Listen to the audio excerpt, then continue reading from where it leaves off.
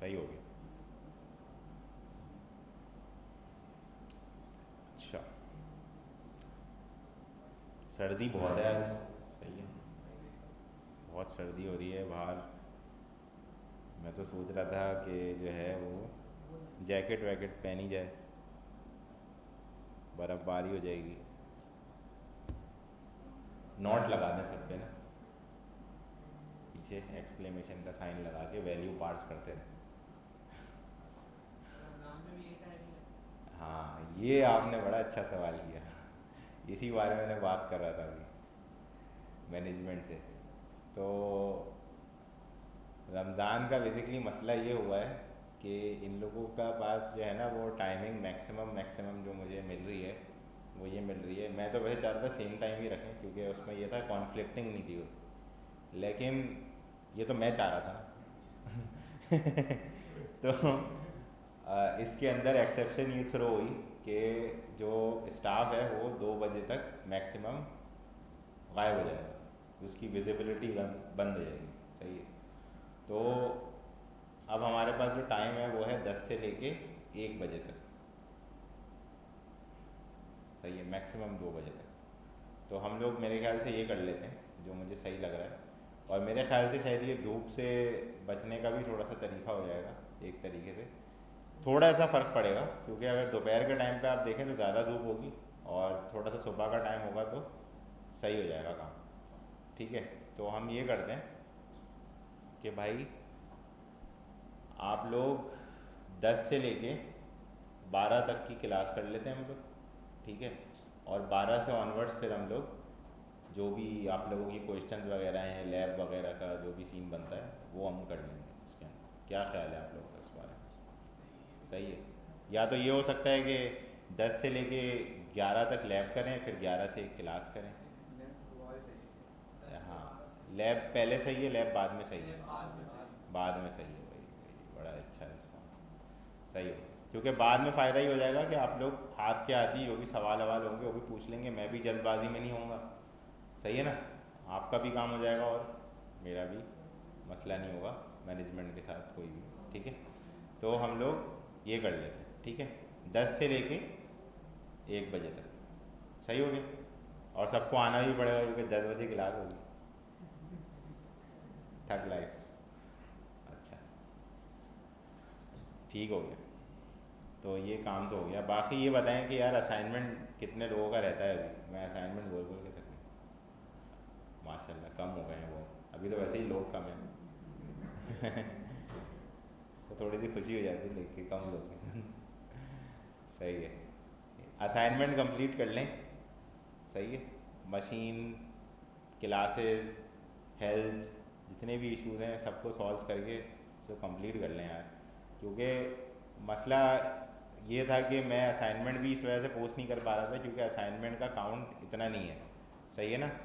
मैं देखें किसी को भी पीछे छोड़ना नहीं चाह रहा, मैंने भी लिखा भी है नीचे कमेंट में, यही मसला है कि मैं किसी को पीछे नहीं छोड़ना चाह रहा। ऐसा ना हो कि भाई कोई ये समझ के कट ऑफ हो जाए कि यार मैंने एक नहीं किया, अब दूसरा भी आ गया, फिर तीसरा भी असाइनमेंट आ रहा है, मैं कैसे करूँगा।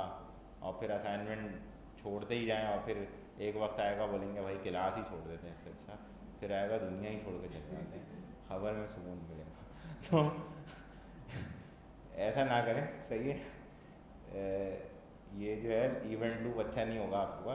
तो इसके अंदर ये करें कि असाइनमेंट को कंप्लीट कर लें। सही है, इस वीक कंप्लीट कर लें। मैं असाइनमेंट वैसे अगला पोस्ट कर दूंगा, सही है, मंडे को ही, लेकिन आप लोग इसको कंप्लीट कर लें।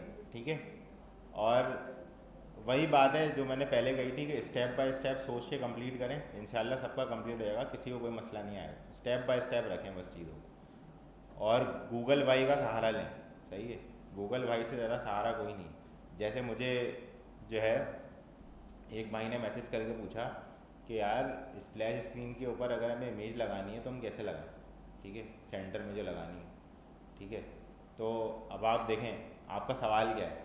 सवाल आपका ये है कि मुझे एक विजेट के ऊपर दूसरा विजेट रखना है, यही सवाल है ना? अगर आप देखें हर चीज़ विजेट होती है। ठीक है, तो यही सवाल आप जाइए गूगल भाई को बोल दें, हाउ टू प्लेस विजेट ओवर विजेट। वही अंग्रेज़ी ट्रांसलेशन में कर दें बस। ये देखें, सामने वीडियो दे दी भाई ने, समझ रहे हैं? इस वीडियो का इस्तेमाल करें, ये फ्लटर के ऑफिशियल चैनल की वीडियो है। अच्छा ये मैंने पहली बार कीवर्ड सर्च किया होगा शायद, मैं नहीं सर्च करता वरना। तो ये जो है देखें सामने आ गई वीडियो, तो आपके पास भी सामने आ जाएगी ऐसे। तो देखें मैंने यही बात बताई थी कि विजेट बाय विजेट मैं नहीं पढ़ा रहा, ठीक है? मैं इसलिए नहीं पढ़ा रहा क्योंकि विजेट बाय विजेट पढ़ाने का ना कोई फ़ायदा नहीं है, ठीक है? जब आपको बटन की ज़रूरत होगी आप बटन की डॉक्यूमेंटेशन लिख लोगे, जब आपको टेक्स्ट फील्ड की ज़रूरत होगी आप टेक्स्ट फील्ड की डॉक्यूमेंटेशन लिख लोगे, गूगल करोगे टेक्स्ट फील्ड का आपका पूरा कोड मिल जाएगा, कॉपी पेस्ट भी कर लोगे, कोई मसला नहीं, क्योंकि उसमें कोई लॉजिकल पार्ट नहीं है ना। टेक्स्ट फील्ड लगानी है और टेक्स्ट फील्ड चल जाएगी, यही पार्ट है उसका। ऐसा ही है ना, यूआई का विजेट है, क्या करना है उसके अंदर? असल चीज़ है उसको कंट्रोल कैसे करना है, समझ रहे हैं? कहाँ से कंट्रोल हो सकता है, कहाँ से डेटा आ सकता है, कहाँ जा सकता है, कहाँ नहीं रखना, कहाँ रखना है, ये मेन मामला हैं। इफ़ कहाँ लगाना है, कहाँ नहीं लगाना, लोडिंग एनिमेशन दिखानी है तो कैसे दिखानी है, ये मेन मामला। तो विजेट बाय विजेट मैं दोबारा बता रहा हूँ, मैं नहीं पढ़ा, ठीक है? अगर आप लोग एक्सपेक्ट कर रहे हैं कि मैं एक एक विजेट आपको पढ़ा चुका हूँ तो ऐसा बिल्कुल भी नहीं।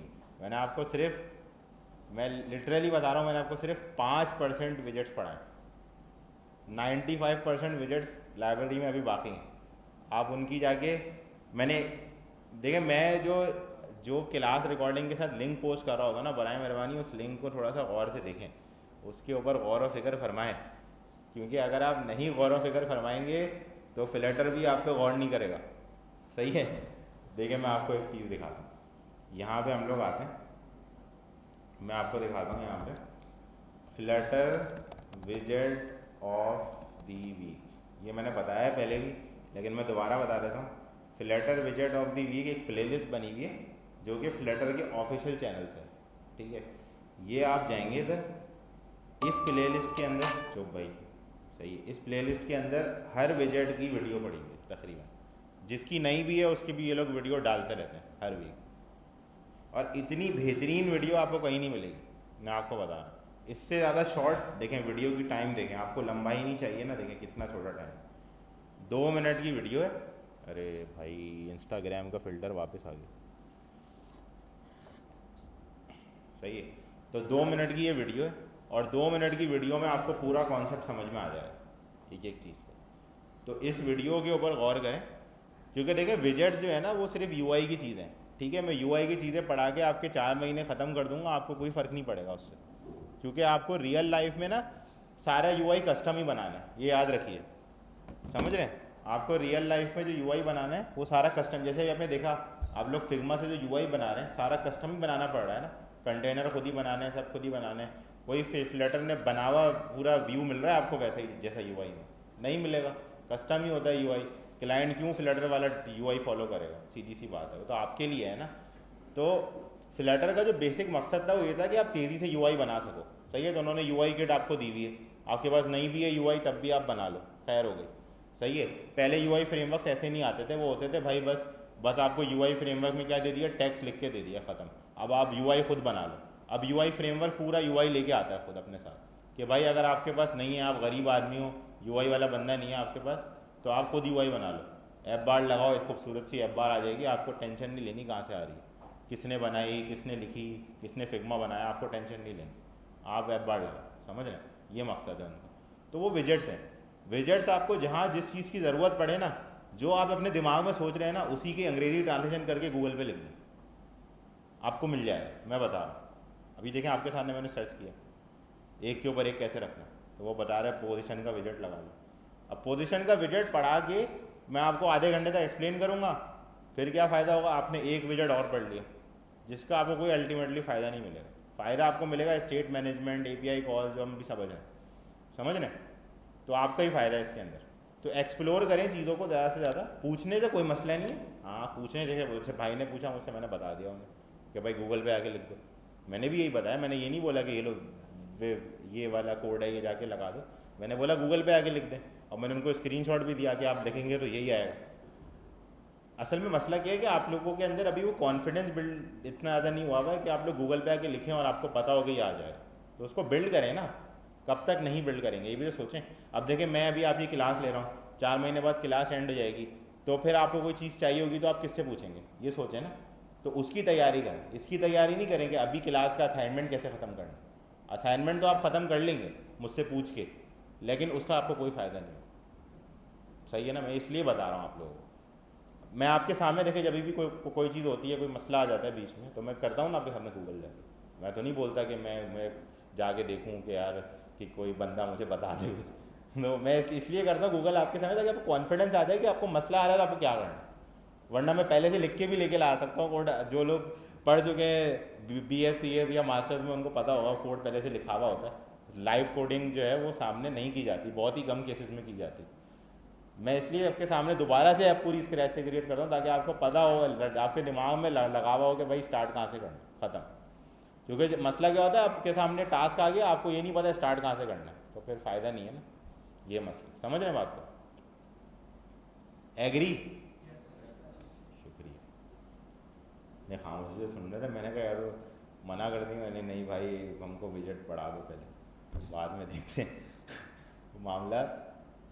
तो विजेट्स, ये वाली जो वीडियोस है ना, ये वीडियोस देखें, सही है। इसको एक दो मिनट की वीडियोस हैं, एक दिन लगाएं बैठ के देखें, 15-20 विजेट तो हो ही जाएंगे ना। तो आपको काफ़ी सारी चीज़ें समझ में आ जाएंगी। टैब बार का विजेट, हर चीज़ का विजेट यहाँ समझाया है।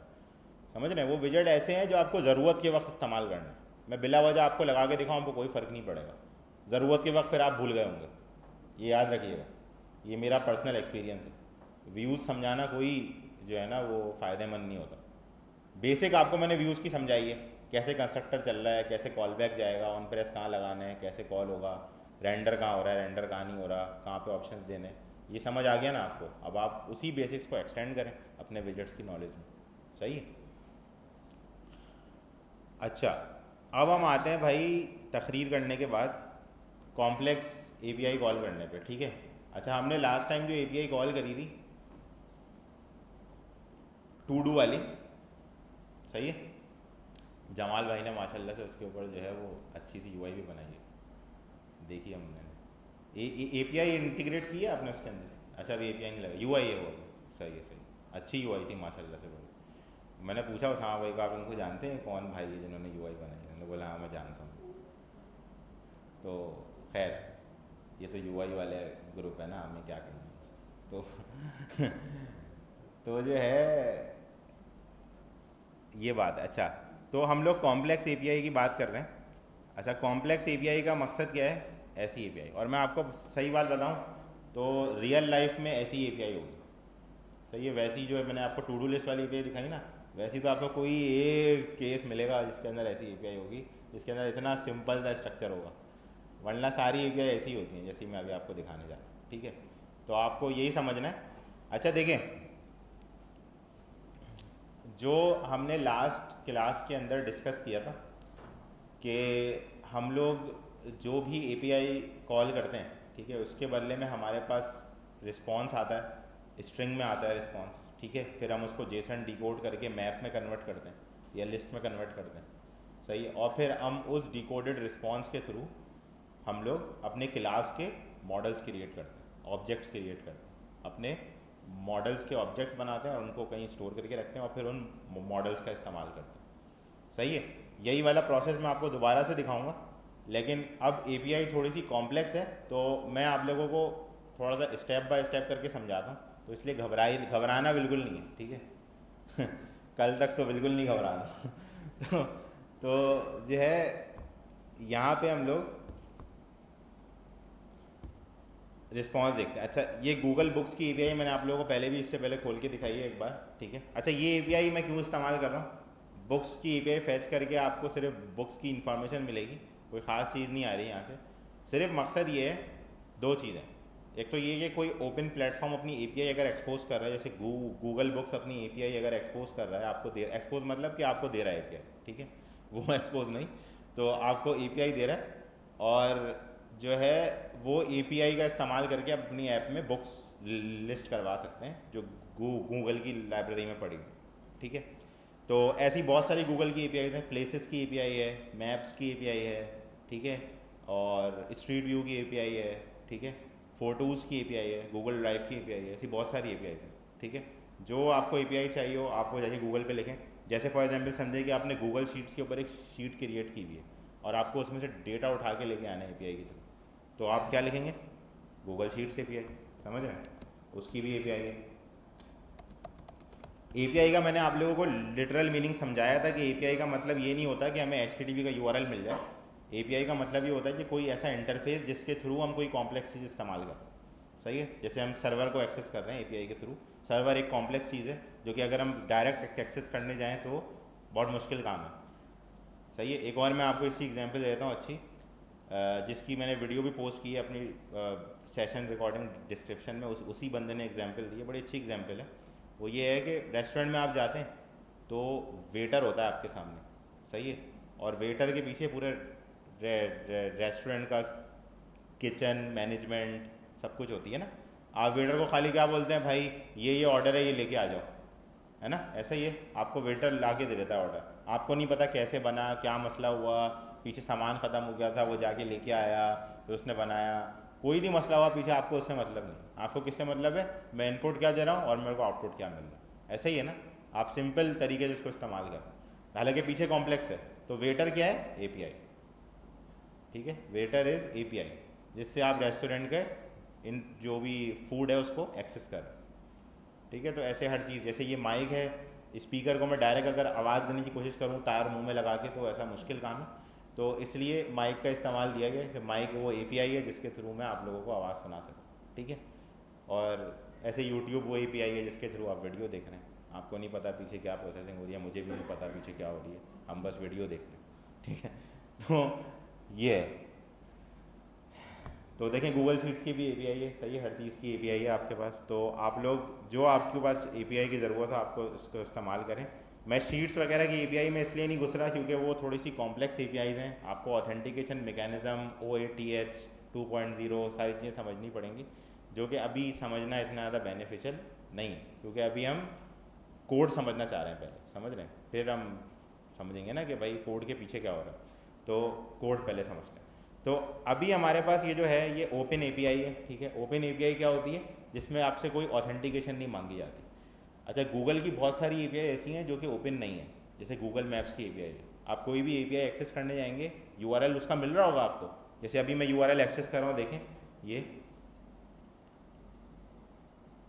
ओ कहाँ गया भाई, Gmail क्यों खोल लिया मैंने, गलती से क्लिक हो गया।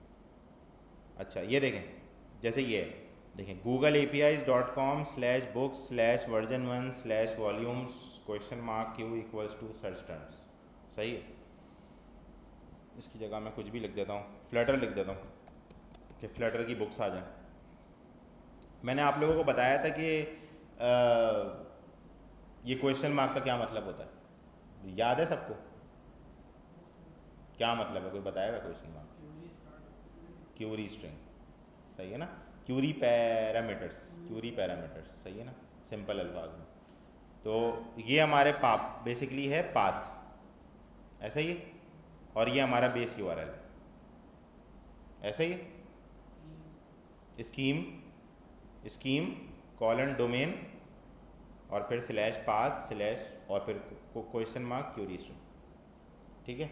लास्ट चीज़ जो होती है वो एंड पॉइंट कहलाता है, ये जो मैंने बताया था लास्ट, और आपका जो पाथ का पैटर्न है उसमें से लास्ट चीज़ जो है वो एंड पॉइंट कहलाता है, ठीक है। और एंड पॉइंट क्यों कहलाता है मैंने बताया था, क्योंकि वो हर बार हर मॉड्यूल के यहाँ पे चेंज हो जाएगा। जैसे यूज़र्स का मॉड्यूल है तो यूज़र्स लिखा हुआ आएगा यहाँ पे वर्जन 1 के बाद, वॉल्यूम्स है तो वॉल्यूम्स लिखा हुआ आ रहा है, समझ रहे हैं। ऐसे बहुत सारे और मॉड्यूल हो सकते हैं एक ही API के अंदर। अच्छा, तो गूगल की जो APIs हैं बहुत सारी, वो ऑथेंटिकेटेड APIs हैं, सही है। इसका मतलब ये है कि आपको उनको यूज़ करने के लिए कोई लॉगिन चाहिए, सही। अब आप बोलेंगे कि भाई लॉगिन कैसे होगा API में तो लिंक होता है खाली, और लिंक से JSON आ रही होती है, तो लॉगिन कैसे होगा। तो APIs जो होती हैं, अब देखें जैसे फेसबुक की APIs हैं, ठीक है, फेसबुक भी APIs इस्तेमाल करता है आपकी प्रोफाइल लाने के लिए, चैट्स रीड करने के लिए। अगर वो ओपन APIs हों तो सोचें आप क्या करेंगे, समझ रहे, जस्ट इमेजिन। तो बड़ा मसला हो जाना है फिर, सही है, बहुत सारे मसले हो जाएंगे। तो ओपन नहीं होती वो APIs, ठीक है। वो ओपन क्यों नहीं होती, क्योंकि वो आपके यूज़र अकाउंट के लॉगिन के साथ लिंक हुई हुई होती, ठीक है। जैसे ही आप लॉगिन करते हैं तो देखें आप देखते हैं, आप जब फेसबुक लॉगिन करते हैं ब्राउज़र के अंदर, तो ब्राउज़र में फेसबुक लॉगिन होने के बाद क्या होता है कि आपका लॉगिन सेव हो जाता है, होता है सेव, आपको दोबारा लॉगिन नहीं करना पड़ता। अगली बार अगर आप facebook.com विज़िट करेंगे तो आपका अकाउंट लॉगिन हुआ होगा। सही है। ये जो मैकेनिज़्म चलता है ना ब्राउज़र के अंदर, ये चलता है कुकीज़ के थ्रू। कुकीज़ का नाम सबने सुना हुआ है। सही, किसी भी साइट पे आप जहाँ बोलते हैं मैं एक्सेप्ट कराना चाह रहा हूँ आपसे कि आप मेरे को मुझे अलाउ कर रहे हो कि मैं आपके ब्राउज़र में कुकीज़ इंस्टॉल करूँ, क्या आप मुझे अलाउ करोगे? सही है, आप बोलते हाँ सही है, चलिए सही है। तो तो जो है ना वो कुकीज़ क्या होते हैं, कुकीज़ बेसिकली की वैल्यू पेयर्स होते हैं। ठीक है, यानी कि एक की होगी, जैसे मैप होता है हमारे पास, और एक वैल्यू होती है। ठीक है, मैं आपको दिखा भी देता हूँ कैसे होते हैं कुकीज़। तो कुकीज़ जो होते हैं असल में देखें, जब आप फेसबुक पे लॉगिन करते हैं ना, तो लॉगिन करने के बाद आपके अकाउंट से डेटाबेस से इंफॉर्मेशन फैच होके आती है। ठीक है, कि आपके अकाउंट का यूज़र नेम वही है जो आप दे रहे हैं, पासवर्ड वही है जो आप दे रहे हैं, ये तो उसकी क्लॉजेज हैं जिसके थ्रू आप लेकर आते हैं डेटा। अब जब डेटा आ जाता है तो अगर उसको आपके ब्राउज़र में रख दिया जाए तो बड़ा मसला नहीं हो जाएगा? समझे कोई बंदा है, कोई हैकर है, सही है, उसने आपके पीसी में वायरस छोड़ा हुआ है या की लॉगर छोड़ा हुआ है। की लॉगर्स का मालूम है आप लोगों को? नहीं पता। की लॉगर्स क्या होता है? आप जो भी कीज़ डालेंगे ना, जो भी लिख रहे होंगे अपने पीसी में, वो सब एक जगह पे लॉग हो रहा हो और किसी को जा रहा हो। अब वो किसी कौन होगा वो आपका मसला है। सही है। तो की लॉगिंग जो है वो कंपनीज भी करती हैं, ठीक है, और हैकर्स तो करते ही हैं। सही है, उनका तो काम है। अब तो खैर की लॉगिंग से बहुत अच्छी टेक्निक्स आ गई हैं हैक करने की, तो की लॉगर अब इतने इस्तेमाल नहीं होते अनलेस के बहुत सिक्योर्ड इन्फॉर्मेशन फैच ना करनी हो।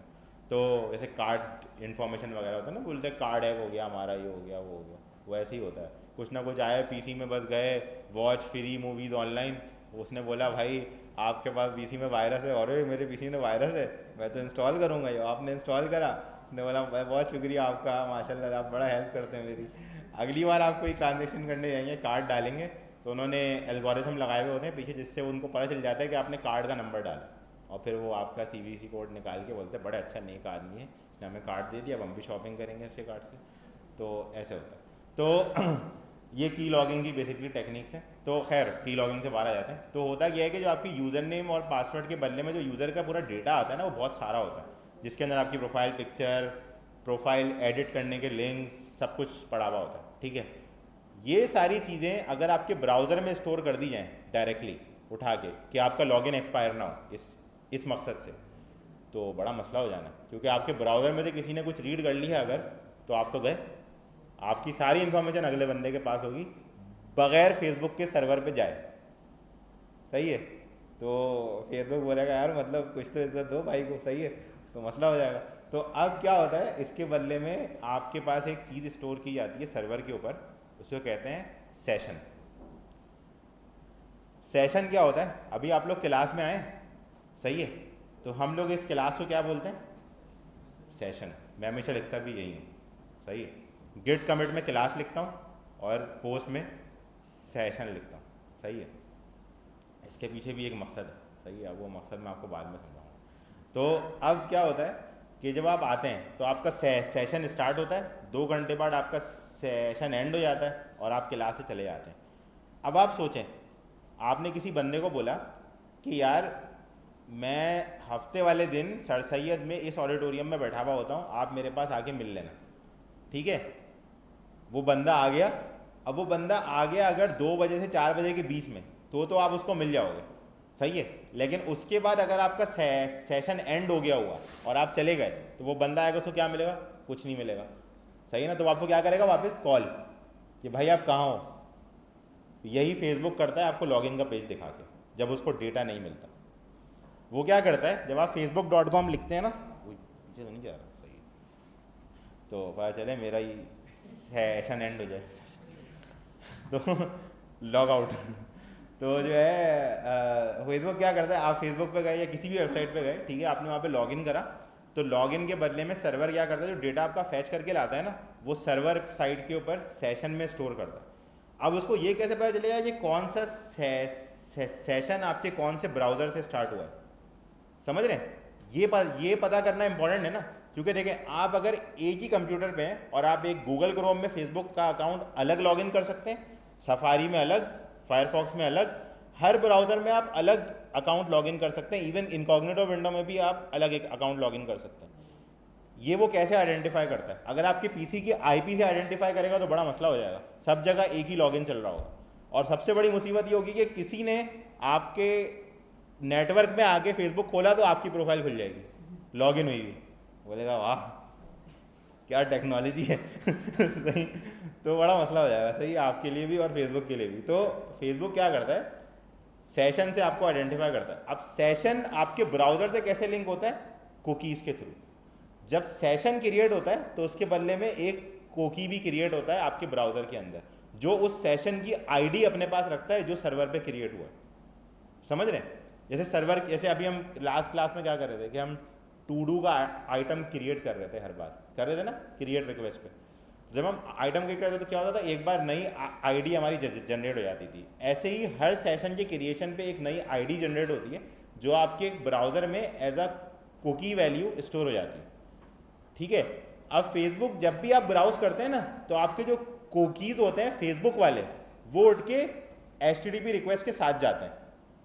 सही है कि भाई ये ब्राउज़र में स्टोर था आपकी वेबसाइट के अगेंस्ट, आपको उससे काम है तो यूज़ कर लो, नहीं काम है तो छोड़ दो, उससे ब्राउज़र को कोई मसला नहीं है, नहीं भी यूज़ करे तो कोई ब्राउज़र कुछ नहीं बोलेगा उसको।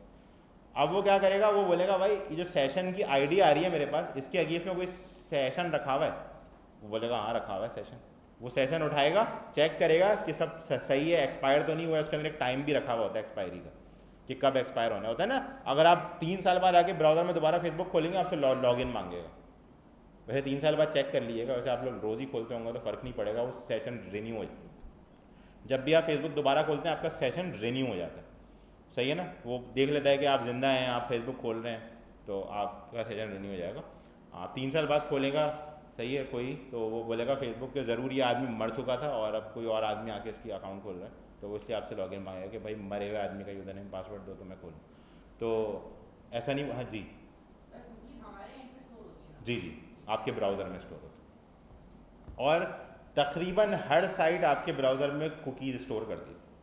ठीक है, एड्स दिखाने के लिए, जैसे एड्स आता है ना आपके पास, पर्सनलाइज एड्स आते हैं, ये सब आता है, कौन सा ऐड आपने देख लिया, कौन सा ऐड नहीं देखा, ये हर चीज़ की इन्फॉर्मेशन कुकी में स्टोर की जाती है।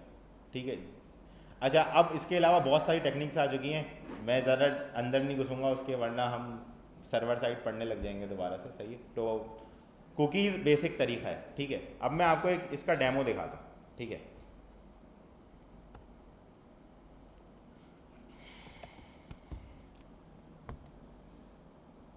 या मैं यहीं खोल लेता हूँ फेसबुक, मेरी कुकी की आईडी लेके वैसे भी आपने कुछ नहीं कर लेना।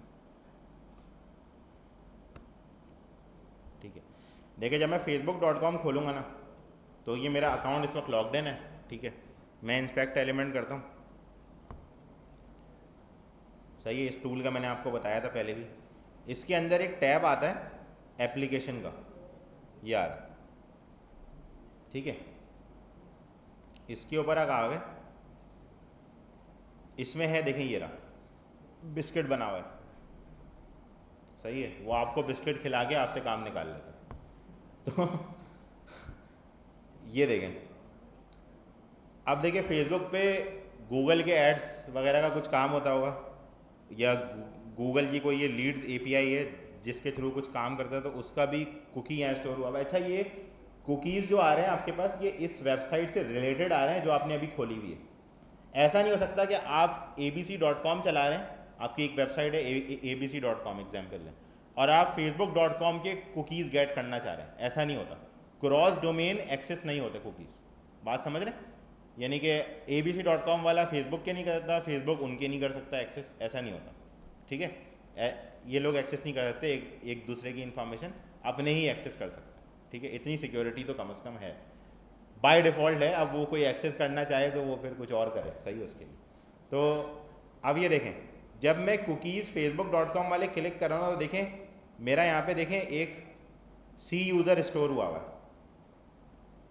सही है, ये सी इन्होंने क्या सोच के रखा है, अभी छोड़ दें इसको। ठीक, सी यूज़र सी से कुछ और ही आ रहा है, खैर छोड़ें। तो ये जो है ये आईडी है यूज़र की, ठीक है, और इसके बदले में ये मेरा कुकी स्टोर करके बैठे हुए, और इसके अलावा इन्होंने और बहुत सारी इन्फॉर्मेशन सेव करी है, जैसे कि प्रेजेंस का जो कुकी होता है आपके पास, ये जनरली सेशन की आईडी होती है, सही है। तो यहाँ मेरी सेशन की आईडी रखी गई है, और यहाँ इन्होंने ये सी यूज़र के अगेंस्ट ने मेरी कोई आईडी रखी है स्पेसिफिकली, जिसको ये गेट करें, और बाकी भी बहुत सारे रखें कुकीज़। तो इस तरह ये कुकीज़ मेरे ब्राउज़र में रख के सर्वर के ऊपर इन्फॉर्मेशन उससे वेरीफाई करवाते हैं, सही है। जब आप देखेंगे अपने ब्राउज़र की, जब आप क्लियर हिस्ट्री कर देंगे पूरी, ठीक है, किसी भी रीज़न की बुनियाद पे, तो आप जो है आपके सारे अकाउंट लॉग आउट हो जाएंगे, सही है। क्यों? क्योंकि उसके साथ आपके कुकीज़ भी डिलीट हो जाते हैं, और जब कुकीज़ डिलीट हो जाएंगे तो आप फेसबुक खोलेंगे, फेसबुक चेक करेगा, भाई कुछ है, कोई बिस्किट रखा हुआ है, बोलेगा नहीं यार दुकान से ख़रीदे जाके, तो फिर जो है वो बोलेगा सही है, इसको लॉगिन दिखा देते हैं, खुद ख़रीद ले। तो ये ठीक है, तो इस तरह से काम होता है। तो अब ये तो था कुकीज़ का मामला, जो मैंने अभी इतनी लंबी तकरीर करी आपके सामने। जब आप ब्राउज़र में होते हैं, सही है, तो ये तो आम यूज़र के लिए होता है, ठीक है। हम लोग तो आम यूज़र नहीं है, हम तो चौड़े लोग हैं, सही है। तो हम लोग जो है क्या करते हैं, तो हमारे पास ऑथेंटिकेशन का मैकेनिज़्म सेशन से कंट्रोल नहीं होता जनरली एपीआई में, ठीक है। जनरली बोल रहा हूँ, सेशन से कुछ एपीआई चलती होंगी, लेकिन जनरली नहीं चलती, ठीक है। तो सॉफ्ट क्लोज लगाया इसके अंदर, सही। तो जो है एपीआई में क्या होता है, ऑथेंटिकेशन मैकेनिज़म्स होते हैं। मैंने आपको दिखाया था, जब आपकी रिक्वेस्ट जाती है तो रिक्वेस्ट में दो चीज़ें होती हैं, एक रिक्वेस्ट का हेडर होता है और एक रिक्वेस्ट की बॉडी होती है। जो रिक्वेस्ट का हेडर होता है ना, वो आपके ऑथेंटिकेशन की कंटेन करता है, जो सर्वर को जाके देता है कि भाई ये की है, इसके अगेंस्ट में यूज़र लेके आ। बात समझे? जब आप लॉगिन करते हैं ना, तो लॉगिन पे क्या होता है, जैसे फॉर एग्जांपल आप कोई ऐसी एपीआई एक्सेस कर रहे हैं जिसमें लॉगिन का मैकेनिज्म है, ठीक है। तो आप जब लॉगिन करेंगे ना, तो आपको एक की मिलेगी, ये लो की। तो अब वो की आप कहीं भी स्टोर करें, क्योंकि आप एप्लीकेशन डेवलपर हैं, तो आप स्टोर कर सकते हैं ना। अब जैसे आप अगर यूज़र हो नॉर्मल, मैं आपको बोलूँ ये लो की, ये कहीं स्टोर कर लो, और अगली बार जब मैं मांगूँ तो मुझे देना।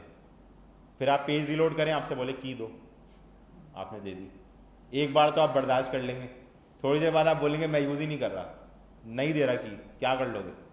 समझ रहे हो? तो यूज़र को इसलिए इस तरह के मामलात से बचाने के लिए कुकीज़ में स्टोर कर दिया जाता है।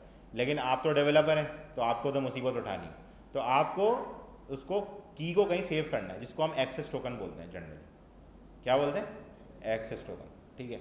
तो उस एक्सेस टोकन को कहीं स्टोर किया जाता है, जैसे शेयर्ड प्रेफरेंस, एसक्यूएल लाइट, ये सब हम देखेंगे अभी क्या मामला हैं। तो ये क्या होता है, फ़ोन की लोकल स्टोरेज होती है। जैसे आपकी फाइल्स नहीं होती, जैसे व्हाट्सएप अपना अपना डीबी बैकअप कर रहा होता है, डे एंड पे देखा होगा आप लोगों ने। तो वो क्या होता है, वो एसक्यूएल लाइट का डीबी होता है, जिसने व्हाट्सएप सारे आपके मैसेजेस रखता है, ठीक है। कल जो कोई आप ऐसी ऐप इंस्टॉल कर लें जो उस फोल्डर का एक्सेस एक्वायर कर ले, जो कि अब थोड़ा सा मुश्किल होता है, तो आपके वो सारे मैसेज भी रीड करेगा माशाल्लाह से, और अगले आने वाले मैसेज भी वो देखेगा। तो आप उसका कुछ नहीं कर सकते जब तक आप उसको अनइंस्टॉल ना करें, ठीक है। इवन अनइंस्टॉल के बाद भी बहुत सारे कारनामे हो सकते हैं, बट वो उसको छोड़ें, ठीक है। तो जो ये वाले मामलात हैं कि लोकल स्टोरेज में सेव करना है, वो कैसे होता है कि आपने लॉगिन की एपीआई कॉल करी, आपको एक्सेस टोकन मिला, आपने उसको अपनी फाइल में कहीं रख दिया, कहीं एक फाइल राइट करा के रख दी, उसमें टोकन रख दिया। क्योंकि एप्लीकेशन क्लोज होने के बाद एक ही चीज़ सेव रहती है, वो है फाइल जो आप स्टोर करेंगे। रैम से तो सब कुछ डिलीट हो जाना। आपने एप्लीकेशन बंद करी, रैम खाली। जैसे गेम वाली ऐप आप लोगों ने बनाई है, तो क्या होता है, गेम आप लोगों ने पूरा बना लिया, आप भरम से अगले को दिखा भी रहे होंगे, लेकिन गेम बंद करने के बाद सब गायब। ऐसा ही है ना? जबकि आप कोई भी गेम खेलें तो ऐसा नहीं होता, कहीं ना कहीं सेव होता है। तो सेव होने की मैंने आपको बताई थी कि जगह होती है, जनरली सर्वर पे रखते हैं हम, ताकि वहाँ पे सब कुछ सेव रहे, सही है। या फिर दूसरी जगह क्या है हमारे पास, फ़ोन की लोकल स्टोरेज। जैसे आप कैमरे से पिक्चर खींचते थे, वो सर्वर पे तो अपलोड नहीं करता ना, आपके फ़ोन में सेव करता है। बाद में आप उसको गूगल फोटोज़, आई क्लाउड से सिंक कर लें, जो भी आपका मर्ज़ी है, वो एक अलग काम है। लेकिन आपका कैमरा डिवाइस पे सेव करता है। तो ऐसे ही आप एक्सेस टोकन डिवाइस पे सेव कर दें। जब भी आपको दोबारा एप्लीकेशन खोलेंगे, आप फाइल उठाएंगे, उसमें टोकन निकालेंगे और सर्वर को देंगे। अगर मैच कर जाता है तो सर्वर आपको बोलेगा भाई 200 ज़बरदस्त काम करा आपने, मज़ा आ गया, ये लो यूज़र का डेटा। अगर टोकन एक्सपायर हो गया हुआ तो आपको वो बोलेगा भाई जाओ। बात समझ रहे? सही है, अनऑथेंटिकेटेड फॉरबिडन 403 ये वाला कोड देगा। बात समझ आ रहा है? अच्छा, एक्सपायर से मुराद देखिए एक टाइम होता है हर चीज़ का, जो अकाउंट होता है ना, जैसे मैंने आपको बताया कि आप 3 साल बाद अगर फेसबुक खोलेंगे आगे, आपने इतने अरसे से खोला ही नहीं। हाँ होता है, ऐसा ही है, हो जाता है, आप दोबारा लॉगिन मांगे तो एक्सपायर हो जाएगा। जनरली ये होता है फिनटेक वाली चीज़ों में, जहाँ आप कार्ड वगैरह की इन्फॉर्मेशन इनपुट कर रहे होते हैं। हाँ बैंकिंग वाली में, यूनिवर्सिटी में तो उन्होंने कोई दूसरा फंड किया होगा, खैर छोड़े। तो जो जनरली ये फिनटेक वाले मामले, फिनटेक मतलब कि फाइनेंशियल टेक्नोलॉजीज़ के अंदर इस्तेमाल होता है, ठीक है। और इसमें इसलिए होता है क्योंकि आप अगर अपने कार्ड का पेज खोल के चले गए और कोई बाद में उसको एक्सेस करने के लिए आ रहा है तो वो एक्सेस ना कर सके, ठीक है, वो लॉग आउट हो जाए ऑटोमेटिकली। जनरली इस तरह की कामों के लिए इस्तेमाल होता है। या आप कोई डिफेंस मिनिस्ट्री में काम कर रहे हैं, मिसाइल लॉन्च कंट्रोल बना रहे हैं तो उसके लिए, ठीक है। तो सही है, सुन के थोड़ा सा होता है ना एनर्जी आती है, मिसाइल बनाएंगे हम भी, लॉन्च करेंगे मिसाइल, अगले पड़ोसी को मारेंगे, तंग करता है वो। तो जो है ये मामला है, ठीक है। तो ओपन एपीआईज क्या होती हैं, जिन पे कोई ऑथेंटिकेशन नहीं लगी हुई होती, जो हेडर में कोई इन्फॉर्मेशन नहीं मांगती आपसे, आपको बोलती हैं भाई आप एपीआई कॉल करो, हम आपको डेटा देंगे, सीधा मामला है, कोई पंचायत नहीं, ठीक है। और जो सिक्योर्ड एपीआईज होती हैं वो आपसे कोई ना कोई की मांगती है। अच्छा, सिक्योरिटी दो तरीके की हो सकती है, एक तो सिक्योरिटी वाइज सिक्योरिटी होती है, जिसमें आपको अभी बताया कि यूज़र का डेटा सिक्योर करने के लिए आपको एक्सेस टोकन देना पड़ेगा, जिसके थ्रू आप डेटा को निकालेंगे, ठीक है। दूसरी सिक्योरिटी ये होती है जैसे गूगल अपनी मैप की एपीआई में करता है, मैप की एपीआई में कोई यूज़र की इन्फॉर्मेशन देनी नहीं है आपने, तो वहाँ क्यों सिक्योर कर रहा है? वहाँ ऐसे सिक्योर कर रहा है कि भाई अगर आप मैप की एपीआई हिट करे आ रहे हो, आपने उसके डेटाबेस में से सारा डेटा निकाल के अपने पास स्टोर कर लिया, तो वो क्या करेगा फिर? डेटा पे ही तो खेल रहा है वो बेचारा, सही है। तो उसने वहाँ रखी है बिलिंग। अब के इलेक्ट्रिक आपको बिल किस तरह करता है? मीटर लगाता है आपके घर पे, ऐसे ही है ना, उस मीटर से देखता है आपने कितना इस्तेमाल करा। ऐसे ही गूगल ने भी लगाया होता मीटर। उन्होंने कैसे लगाया होता भाई? वो बोलता है भाई आप एक काम करो, हम आपको एपीआई देंगे और एक आपकी की देंगे एपीआई की, जो आपके लिए यूनिक होगी। आप उस की के थ्रू हमेशा एपीआई एक्सेस करना, तो हमें पता लग जाएगा आपने कितने हिट करे, फिर हम आपको बोलेंगे लाओ पैसे निकाल, सही है। तो ये होती है बिलिंग के लिए इस्तेमाल, मतलब अलग अलग टेक्निक्स हैं इसकी इस्तेमाल करने की, देख रहे हैं ना आप। एक तो है सिक्योर कर रहा है बंदा, ठीक है, एक दूसरा बंदा आपसे पैसे मांगने के लिए कर रहा है, सही है। तो ये वाले मामला आते हैं, ठीक है। तो इस एपीआई में दोनों चीज़ें नहीं है, ठीक है। मैंने आपको इसलिए लंबी करके समझाई क्योंकि आप अगर गूगल की कोई और एपीआई सर्च करेंगे मेरे बोलने पे चौड़े होके, तो आपको वहाँ से रिस्पॉन्स नहीं मिलेगा, ठीक है, क्योंकि जब तक आप एपीआई की क्रिएट नहीं करेंगे रिस्पॉन्स नहीं देगा, ठीक है। तो इसलिए मैं अभी एपीआई की वाले मामले में नहीं जा रहा, मैं आपको सिंपल तरीके से समझा रहा हूँ। एपीआई की वाला मामला हम एपीआई बना के ही पूरी समझेंगे, जिसके अंदर हम पूरी एप्लीकेशन इंप्लीमेंट करेंगे विद रेस्ट एपीआई, जिसमें ऑथेंटिकेशन भी होगी, ठीक है। और उसकी एपीआई मैं आपको खुद बना के दूंगा अपने इन्हीं हाथों से, ठीक। जी एनालिटिक्स में नहीं बताया, जब तक आप उसको की नहीं देंगे, कोई अपनी आइडेंटिफिकेशन नहीं बनाएंगे, तो वो कैसे आपका इन्फॉर्मेशन निकालेगा कि आपने कहाँ से कितने हिट किए? समझ रहे हैं ना, कोई तो देना पड़ेगा। अब गूगल एनालिटिक्स भी अगर आप लगाते हैं तो उसकी एक आईडी होती है जिससे वो ट्रैक करता है कि आपने कहाँ से कितने विजिट किए हैं और आपके अकाउंट पे कितने विजिट आए हैं, समझ रहे हैं। तो उसके ऊपर नहीं जाते, वो अलग मीटर्ड कनेक्शन है ना, वही मैंने आपको भी समझाया, जैसे बिलिंग वाला वही वाले कहानी है, उसके साथ भी सेम चीज़। तो ओपन एपीआई, ठीक है। तो ओपन या पब्लिक एपीआईज ऐसी होती हैं, ठीक है, जिसमें कुछ नहीं देना होता, यूआरएल डालो चलेगी। अच्छा, तो अब गूगल क्या बोल रहा है? गूगल ने ये जो एपीआई दी है ना हमें, इसमें हमें इसने क्यूरी स्ट्रिंग दी है क्यू। अच्छा, ये जो क्यू वाला पैटर्न है ना, ये गूगल अपने बहुत जगहों पे इस्तेमाल करता है, जैसे मैं आपको दिखाता हूँ। यहाँ देखिए मैंने डीओ पब लिख के सर्च किया हुआ है, यूआरएल में देखें क्यू, इसमें देखें डीओ प्लस पब, स्पेस को उसने प्लस से ट्रांसलेट करा है, सही है। अब बाकी के आगे के आर्गूमेंट्स छोड़ें, वो उसने मेरे ब्राउज़र का रेफरेंस वगैरह सब कंटेन किया हुआ है, उसको छोड़ देते हैं। मगर देखिए बेसिकली वो क्यू का सिंटेक्स इस्तेमाल करते हैं, तो इसलिए ये याद रखिएगा कभी भी आप गूगल की स्पेसिफिक कोई एपीआई कॉल कर रहे हैं तो सर्चिंग मैकेनिज्म के लिए वो क्यू का इस्तेमाल करता है जनरली, ठीक है। क्यूरी स्ट्रिंग का और आर्ग्यूमेंट नेम क्या है, क्यू। ठीक है, मैंने आपको दिखाया था ना पोस्टमैन के ऊपर क्यूरी स्ट्रिंग किस तरह का होता है। मैं दोबारा आपको यूआरएल पार्स करके दिखाया था ताकि आपको आसानी से बात समझ में आ जाए। क्या ख्याल है, लंबी करते हैं। अच्छा, इसको करते हैं क्लोज ऑल टैब्स, और ये हमने उठाया अपना यूआरएल, और ये हमने नई रिक्वेस्ट क्रिएट करी। सही है, गेट की रिक्वेस्ट करनी है, क्योंकि मैंने दिखाया आपको ब्राउज़र पे एंटर मार के चला रहे हैं, तो मैंने आपको बताया था एंटर का क्या मतलब होता है, गेट रिक्वेस्ट। या याद है सबको? शुक्र है अल्लाह का, कम आवाज़ आ रही है, चलो खैर है, एज्यूम कर लेता हूँ सबको याद है, नहीं भी याद है तो याद करें। तो हमने गेट रिक्वेस्ट भेजनी है क्योंकि हम डेटा गेट करके लेके आ रहे हैं। ठीक है, तो ये नहीं कि मैंने जैसे ही इसको पेस्ट किया यहाँ पे तो इसने देखिए मुझे क्यूरी पैरामीटर में दिखा दिया है कि मेरी की क्या है, क्यू, और उसकी वैल्यू क्या है, फ्लटर। तो मैं फ्लटर की बुक सर्च करने को बोल रहा हूँ उसको बेसिकली, ये इसकी सर्च की एपीआई है। तो देखें इसने मुझे कुछ बुक्स निकाल के दी हैं, फ्लटर फॉर डमीज़ ये एक बुक है। ठीक है, और मैं इसका इमेज भी खोल लेता हूँ आपके सामने। एक तो ये इमेज यहीं खोल देता है ना यार, ये इसके साथ बड़ा मसला है ज़िंदगी में, इसको मैंने समझाया ऐसे नहीं खोला करे। ये रही, ये बुक का कवर है आपके पास। ठीक है, तो हम लोगों को बेसिकली करना क्या है, हम लोगों को इस एपीआई से डेटा को फैच करना है, इस बुक का टाइटल और ऑथर गेट करना है।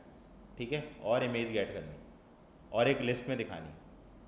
बात समझ आ गई? लेकिन ये काम जितना सुनने में आसान है उतना है नहीं। सही है, तो इसलिए मैं ध्यान से देखिएगा जी। हेडर और बॉडी में डिफरेंस क्रिएट करते, बड़ा अच्छा सवाल है। अच्छा देखें, जो रिक्वेस्ट के रिलेटेड मेटा इन्फॉर्मेशन है ना, अच्छा मेटा का मतलब पता है आप लोगों को, वो वाला मेटा नहीं जो फेसबुक ने अनाउंस किया है, general Meta, data about data, data के बारे में इंफॉर्मेशन, ऐसा ही है ना।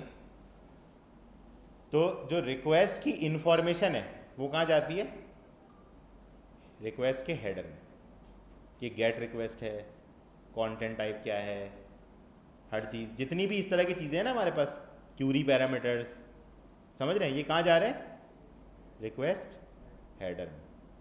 जो रिक्वेस्ट का डेटा है, जो डेटा रिक्वेस्ट लेके जाएगी, क्योंकि ये डेटा नहीं है, ये रिक्वेस्ट की इंफॉर्मेशन है। एक्चुअल डेटा जो होगा, जैसे मैंने आपको दिखाया था कि जब हम टू डू लिस्ट में टास्क ऐड कर रहे थे, तो जो एक्चुअल डेटा था वो क्या था, टास्क का data, get, content type, JSON, ये सब नहीं है उसका पार्ट। उसमें क्या है, सिर्फ वो डेटा जो हम सर्वर को भेजना चाह रहे हैं। जैसे अगर आप लॉगिन की एग्जांपल लें, तो लॉगिन में डेटा क्या हो सकता है, आपका यूजर नेम और आपका पासवर्ड। बाकी जितनी चीज़ें हैं, ब्राउज़र की इंफॉर्मेशन, ये सब कुछ, आपका आईपी एड्रेस, ये सब कहाँ जाएगा, हेडर। बात समझ आ रही?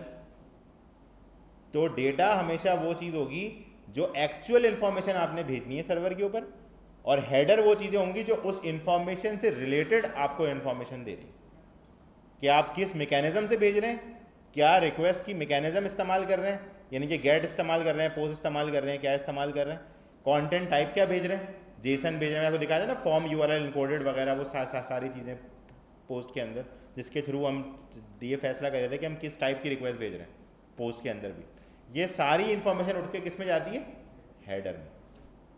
ये जो मैंने आपकी अभी एक्सेस टोकन, ऑथेंटिकेशन, ये सब सुनाया ना कहानी, ये सारी की सारी किस में जाती है, हेडर में, क्योंकि ये सारी रिक्वेस्ट से रिलेटेड इन्फॉर्मेशन है, रिक्वेस्ट नहीं है, ये याद रखिए। बात समझ आ गई, क्लियर है? माशाल्लाह, बड़े समझदार। अच्छा, तो ये हमने इमेज खोली है, ठीक है, तो इस इमेज को हमें दिखाना है, सही है, और हमें क्या दिखाना है, इंफॉर्मेशन किसकी, बुक की, यानी कि बुक का हमें ये दिखाना है टाइटल, और दिखाना है ऑथर, बैरी बर्ड भाई ने लिखी है, ठीक है, बैरी बर्ड, अच्छा आदमी है, बुक लिखी है इसने, ठीक, खैर कुकी बंद कर देते हैं, फेसबुक ने देख लिया बोलेगा मेरे बारे में देख रहे हो। अच्छा, तो ये हो गया।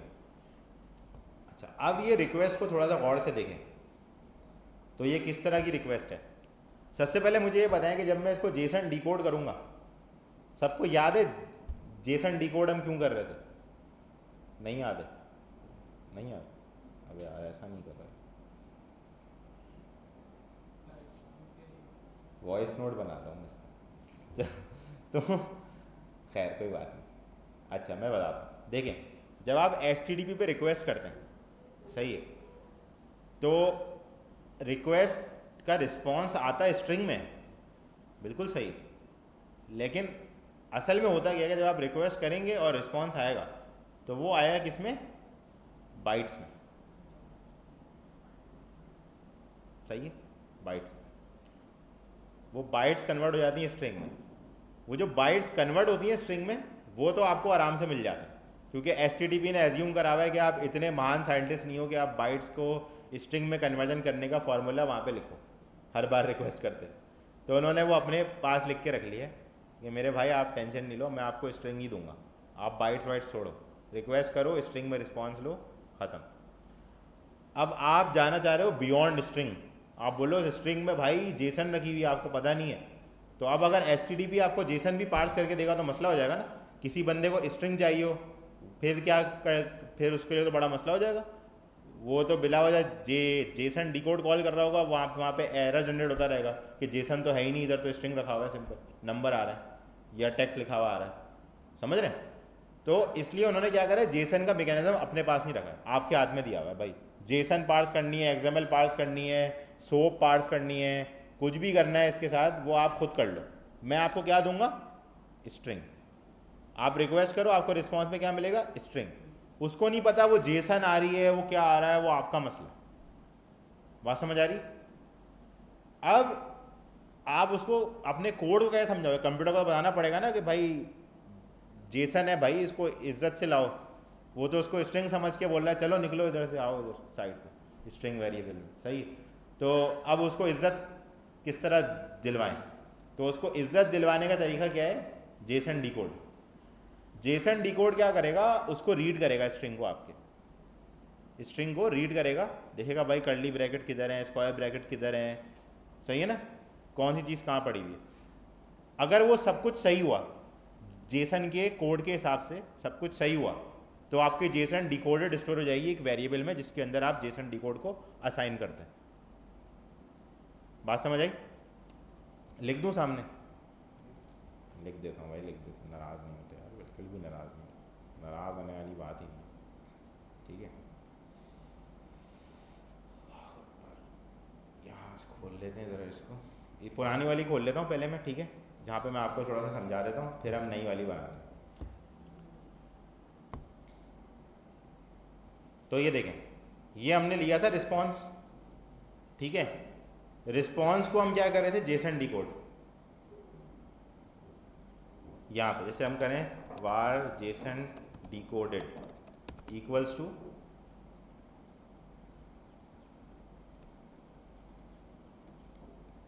सही है। तो ये रिस्पॉन्स डॉट बॉडी में क्या आ रहा है देखें, सही है। और ये कहाँ जा रहा है? जेसन डिकोड में। जेसन डिकोड आपसे क्या मांग रहा है? सही है। बाकी ऑप्शनल आर्ग्यूमेंट्स हैं, उनको छोड़ें फिलहाल ये देखें, ये जो है आपके पास, ये क्या है? सोर्स, यानी ये किस सोर्स से आप जेसन क्रिएट करना चाह रहे हैं। तो इस सोर्स में आपने दे दिया स्ट्रिंग, क्योंकि देखें जेसन डिकोड ही जब होगी जब वो स्ट्रिंग या किसी और फॉर्म में होगी, जेसन की फॉर्म में नहीं होगी, ये याद रखिएगा, समझ रहे हैं? आप कोई मैप बना के उसको जेसन डिकोड ने पास नहीं कर सकते, क्योंकि वो बोलेगा भाई पहले से ही डिकोडेड है, तुम मेरे से क्या कराना चाह रहे हो। बात समझ रहे हैं? सही है ना? तो वो आपको क्या बोल रहा है? आप मुझे स्ट्रिंग दो, मैं आपको क्या दूंगा? जेसन, ठीक है। तो यानी कि आप ये कर लें भाई, आपने यहाँ पे मैप बनाया, ठीक है, वार मेरा मैप, और इसके अंदर आपने कुछ भी लिख दिया, हेलो ये। अब आप इसको अगर इसको दोगे तो वो बोलेगा भाई मैं क्या करूँ, मुझे तो स्ट्रिंग चाहिए। बात समझ रहे? उसकी आर्गुमेंट टाइप स्ट्रिंग है। तो वो स्ट्रिंग ले ही इसलिए रहा है कि भाई उसको पता है कि आपके साथ मसला क्या है इस वक्त। मसला क्या है कि आपके पास स्ट्रिंग है और आपको उसका स्ट्रक्चर रीड करना है जेसन फॉर्मेट में, जो कि आप अभी कर नहीं सकते। किस तरह करेंगे, क्योंकि वो तो स्ट्रिंग है। आप उसको प्रिंट कराएंगे, पूरा प्रिंट हो जाएगा, ऐसा ही है ना। तो आप कैसे पार्स करेंगे, तो आपको क्या करना पड़ेगा, उसको डिकोड करना पड़ेगा। डिकोड का मतलब मालूम है आप लोगों को? चले मैं आपको समझा दूँ डिकोड का मतलब भी मैं आपको समझाता हूँ। देखें, ये जो डिकोडिंग और इनकोडिंग होती है ना, इसको आप इस तरीके से समझें, दो चीज़ें होती हैं, एक इनकोड होता है, एक डिकोड होता है, ठीक है। इनकोड क्या होता है, जैसे मैंने आपको बोला कि यार आप एक काम करो 1 2 3 4 5 6। अब मैंने आपको कल शाम को बताया था कि 1 2 3 4 5 6 जब मैं बोलूँगा तो उसके बदले में क्या काम करना। ये अभी जो मैंने आपको इन्फॉर्मेशन दी है, ये इनकोडेड इन्फॉर्मेशन है। आप अपने दिमाग में इसको लेके जाओगे, फिर सोचोगे कि यार कल शाम को मुझे क्या बताया गया था इससे रिलेटेड, सही है। तो मैंने आपको कल क्या बताया था, 1 2 3 4 5 6 के बदले में पानी लेके आना, नहीं ले चाहिए नहीं मुझे, सही। तो आपने बोला हाँ पानी। अब ये जो आपने पानी लेके आना है, ये ट्रांसलेशन की है ना, ये डिकोडेड इन्फॉर्मेशन है। जो मैंने आपको डेटा दिया है वो इनकोडेड था, तो इसलिए किसी दूसरे को समझ नहीं आया। अभी मैंने आपको समझा दिया और सबको समझ आ गया होगा अब तो तो पब्लिकली डिकोड कर दिया, तो समझ रहे हैं ना। तो ये एक तरीके से ऐसे व्हाट्सएप आपको एनक्रिप्शन एक अलग चीज़ होती है, एनक्रिप्शन पे मैं नहीं जा रहा है, इसमें सिर्फ इनकोडिंग और डिकोडिंग समझा रहा हूँ, सही है। किसी फॉर्मेट में मैंने उसको कन्वर्ट कर दिया और उसी फॉर्मेट को एक्सट्रैक्ट करके जब आप अपने पास यूज़ करेंगे तो आपको एक उसका अलग फॉर्मेट मिलेगा, वैसा नहीं होगा जो मैंने आपको भेजा था। बात समझ रहे हैं, मैंने आपको इनकोड करके भेजा, आपने उसको डिकोड कर लिया अपने पास, तो आपको पता चल गया। अब सिर्फ जो ओरिजिनल इन्फॉर्मेशन है वो मेरे पास है और आपके पास, बीच में जो इन्फॉर्मेशन गई है वो किसी और फॉर्मेट में गई है जो कि हमारे किसी काम की नहीं। बात समझ में आई? समझ में? तो जो स्ट्रिंग है वो हमारे काम का नहीं है, हमें चाहिए जेसन रिस्पॉन्स, ताकि हम उसको स्ट्रक्चर में रीड करें, ठीक है। तो हमने क्या करा, जेसन डिकोड, ये बात समझ आ रही है, जेसन डिकोड, ठीक है। इनकोड करेंगे तो क्या होगा, ये देखें मैं आपको इनकोड भी दिखा देता हूँ, इसका इनकोड भी है जिससे आप जेसन कन्वर्ट कर सकते हैं, सही है।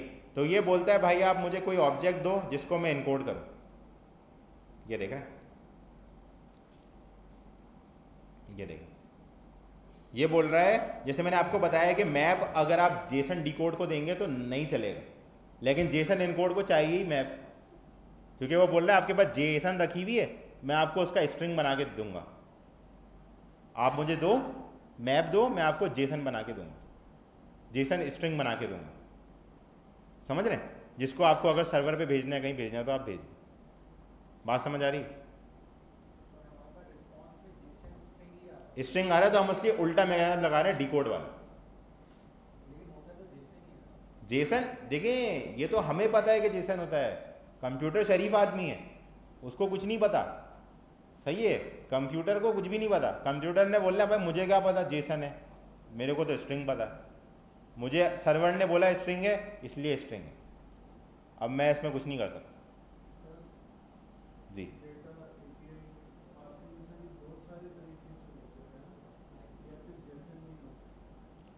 एक्सएमएल फॉर्मेट है तो एक्सएमएल पार्स करेंगे, सोप है तो सोप का एनवेलप पार्स करेंगे, बहुत सारे फॉर्मेट्स हैं, सब फॉर्मेट्स हैं, सब फॉर्मेट्स हैं, ये याद रखिएगा, ये कोई लैंग्वेजेस नहीं है, मैंने ये समझाई थी बात, सही है ना, ये लैंग्वेजेस नहीं है, ये फॉर्मेट्स हैं, डेटा स्टोर करने के फॉर्मेट्स।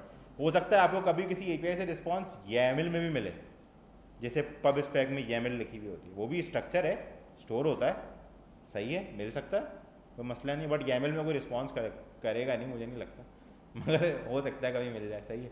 तो YAML भी रिस्पॉन्स में आ सकती है। तो जो डेटा स्ट्रक्चर है ना वो आपको मिल सकता है अलग अलग टाइप का। हम लोग जेसन इसलिए पढ़ रहे हैं क्योंकि मुझे पता है कि मार्केट में 95% जेसन एपीआई इस्तेमाल हो रही है, ठीक है, तो हम लोग इसलिए जेसन पढ़, तो आपको जेसन ही मिलेगी, मैं आपको बता रहा हूँ। एक्सएमएल कहीं मिल गई तो मुझे पकड़ने की ज़रूरत नहीं है, गूगल पे सर्च कर लें, आपको पता चल जाएगा कैसे डिकोड होती है। सिर्फ डिकोडिंग मैकेनिज्म चेंज होगा, बाकी सब वैसा ही रहेगा। समझ रहे हैं? मैंने आपको इसका जेसन का ऑल्टरनेटिव सिंटैक्स एक्सएमएल में लिख के दिखाया था एक बार, याद होगा आप लोगों को। तो बस वैसे ही एक्सएमएल आएगी, आप उसको भी डिकोड करेंगे, वो भी मैप में ही कन्वर्ट होगी, वही काम होगा सेम। जी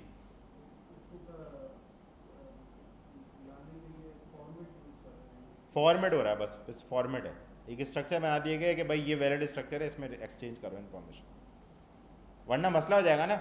आप स्ट्रिंग में भेज रहे होंगे, अगला बंदा एक्सएमएल में भेज रहा होगा, वो दूसरा बंदा पता नहीं कोई और ले आया फॉर्मेट, वो बोल रहा है मैं नंबर में देता हूँ रिस्पॉन्स, अगला बंदा बाइनरी में कन्वर्ट करके रिस्पॉन्स दे रहा है। तो सोचो ना आप क्या करोगे, आप बोलोगे मैं किस किस की सुनूँ? सही है, आप जैस कैश की ईमेल लगाने का है, वो बोल रहा है मैं तो बाइनरी में देता हूँ रिस्पॉन्स, आप बोलोगे यार यही कर लेते हैं बैठ के। सही है, पहले आप अपने बैकएंड डेवलपर से पूछो मैं तो स्ट्रिंग में देता हूँ, और उसके बड़ा वाले बंदे पूछोगे बोले मैं तो या तो हमेशा जेसन में एपीआई बनाई है, स्ट्रिंग तो मैं पता ही नहीं मुझे क्या होता है। समझ रहे? तो ये फॉर्मेट इसलिए बना दिए कि भाई यही है, इस तरह काम करो। सही है, ये हम सॉफ्टवेयर आर्किटेक्चर में भी देखेंगे कि क्यों सॉफ्टवेयर आर्किटेक्चर बनाया जाता है। ठीक है, फॉर्मेट बनाने के लिए, तो ये काम कर लेते हैं। ठीक है, तो जेसन में काम कर रहे हैं। सही है इतनी लंबी हो गई इसके चक्कर में, लेकिन ये है कि आप लोगों को समझ आ जाएगी ना, फिर मज़ा आएगा ना, ऐसे मज़ा नहीं आता यार। ठीक है, हाँ सर्वर पे क्या करते हैं? गेट कर रहे हैं, पोस्ट पोस्ट पोस्ट इंपोर्ट करके पोस्ट करेंगे। हाँ एग्जैक्टली, इनकोड करके पोस्ट करेंगे। वैसे ज़रूरी नहीं है आप इनकोड करें, लेकिन इनकोड भी आप करके पोस्ट कर सकते हैं। वो फिर मैंने आपको दिखाया था ना कि रॉ फॉर्मेट में जो हम जेसन का ऑब्जेक्ट सेंड कर रहे थे टू डू की एपीआई में, देखा होगा आप लोगों ने। ये देखें, टू डू की एपीआई में आपको दिखाता हूँ, to do to do to do to do to do to do to do to do to do to do, ये रहा, इसकी बॉडी में आए, ये देखें रॉ फॉर्मेट सेलेक्टेड है, जेसन सेलेक्टेड है, और जेसन का ऑब्जेक्ट पड़ा हुआ। तो ये हम बेसिकली जेसन इनकोड करके भेज रहे हैं एक तरीके से। बात समझ रहे हैं? ये पोस्ट रिक्वेस्ट की बॉडी में जेसन इनकोडेड जा रहा है। बात समझ आ गई?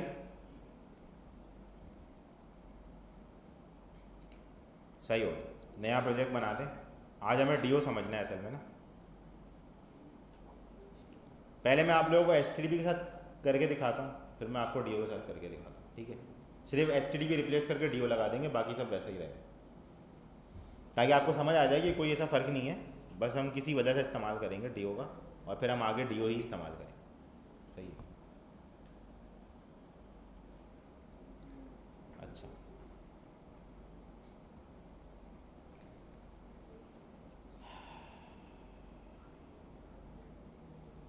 Q1 2 अप्रैल हो गया है, बताओ। तो जल्दी जल्दी जो है वो टाइम चले जाता है।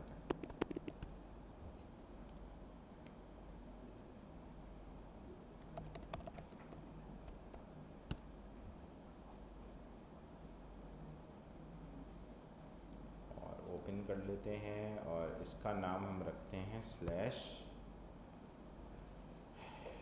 Complex API parsing.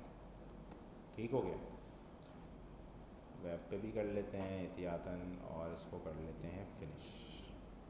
यस,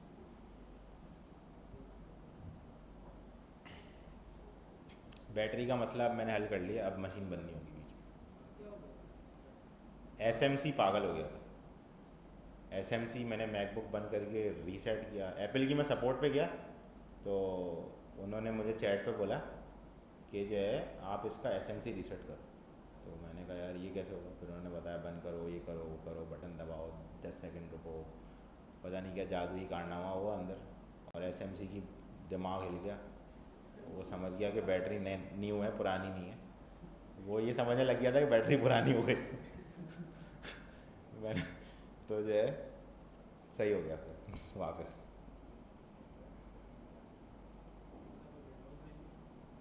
हैं क्या?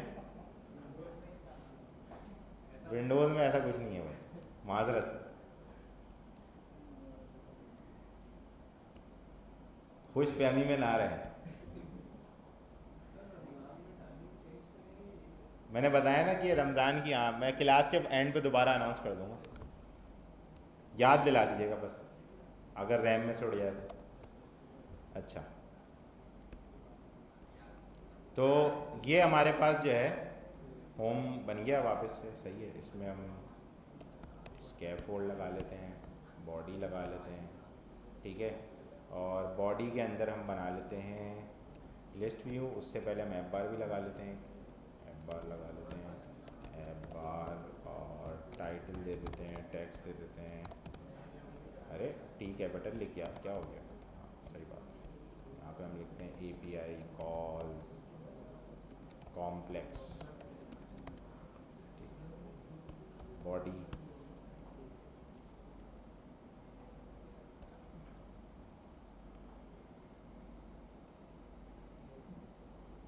ये भी लगता है भाई क्या?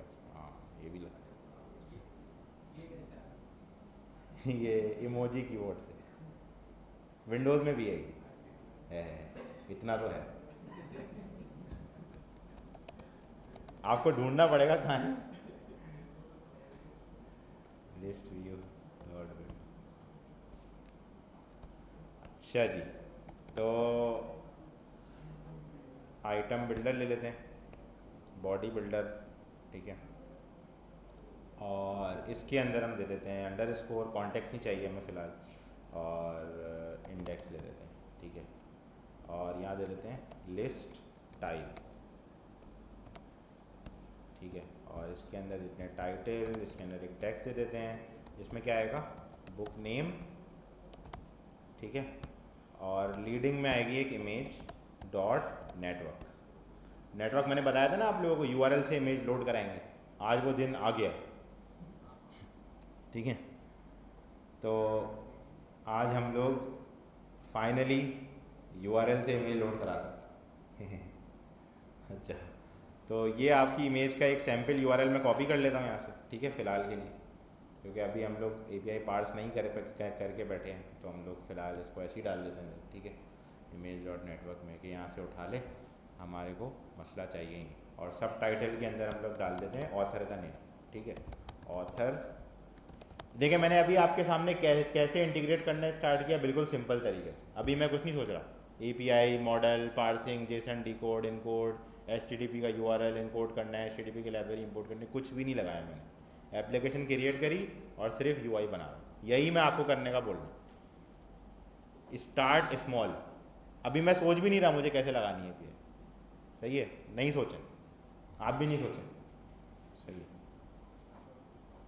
अगर इस तरह बनाएंगे बन जाएगा और जल्दी भी बनेगा, सही है ना। अगर आपने सोच के बैठा हुआ है कि और मैं यहाँ क्लिक करूँगा, लीडर बोर्ड बनेगा, उसमें डेटा आएगा, मैं यहाँ से पास कैसे करूँगा दूसरी स्क्रीन पे, और बनाया क्या है? कुछ भी नहीं। काउंटर ऐप बनी हुई है अभी तक प्लस पर, तो नहीं बनेगी ऐप। आप फिर अपनी सोच के बाद उस शक्ल देखोगे ऐप की, आप बोलोगे नहीं भाई ये ना हो पाए, समझ रहे हैं? तो ऐसे काम नहीं करें, स्टार्ट स्मॉल, फिर आहिस्ता आहिस्ता बनाते जाएं एक एक करके। मैं आपके सामने कोड लिखता ही तो इसी वजह से हूँ, ताकि आपको पता चल जाए कैसे लिखना है, फ्लो, समझ रहे हैं?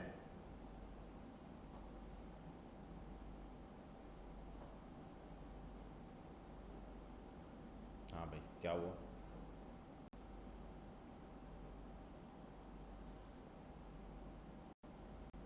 हेलो, आ गई बुक की इमेज, सही है। अब हम लगाते हैं API, ठीक है। मैंने 10 आइटम शायद रेंडर कराए थे, नहीं मैंने आइटम का काउंट दिया ही नहीं है, चले ही जा रही होगी ये तो मुझे लग रहा है। तो मैं इसको 5 दे देता हूँ फ़िलहाल, ठीक है, ताकि कम कम आइटम दिखें फ़िलहाल स्क्रीन, 5 आइटम के ऊपर इस्तेफादा हासिल करें, ठीक है। अच्छा, अब हम लोग जो है क्या कराते हैं? API कॉल, ठीक है। तो इसको पहले स्टेटफुल कर लें, कर लेते हैं भाई, नहीं भी करने को बोलेंगे तो मुझे करनी पड़ेगी। अब स्टेटफुल तो हमने कर लिया, अब सबसे बड़ा मसला ये है कि भाई स्टेट में रखेंगे क्या, लिस्ट ऑफ बुक्स। तो बुक कैसे आएगी, जब आप एपीआई का स्ट्रक्चर देख के उसकी क्लास बनाएंगे, ऐसा ही है। अभी तो आपने क्लास नहीं बनाई, जैसे हमने टू डू जी क्लास बनाई थी लास्ट टाइम, समझ रहे हैं। अच्छा, अब यहाँ पे एक इम्पॉर्टेंट बात ये है सारी कि जब भी आप कोई एपीआई पार्स कर रहे हैं ना, तो एपीआई के अंदर होती हैं एंटिटीज़ जो आपने आइडेंटिफाई करनी है। अच्छा, एंटिटी क्या होती है?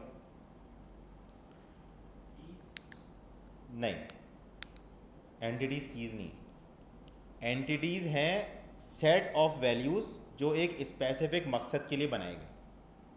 ठीक है, जैसे अगर देखें यहाँ पे ऑथर की इन्फॉर्मेशन आ रही है और उसके अंदर कुछ ज़्यादा इन्फॉर्मेशन होती है, अभी फ़िलहाल सिर्फ ऑथर का नाम ही आ रहा है, लेकिन अगर ऑथर की अंदर ज़्यादा इन्फॉर्मेशन होती, ऑथर कहाँ रहता है, किस कंट्री से है, समझ रहे हैं, घर कहाँ है उसका, ये सब नहीं लिखता वैसे, फ़ोन नंबर क्या है, ऐसे ही ईमेल एड्रेस क्या है, इस तरह की चीज़ें, तो ये क्या हो गया, ऑथर की एंटिटी।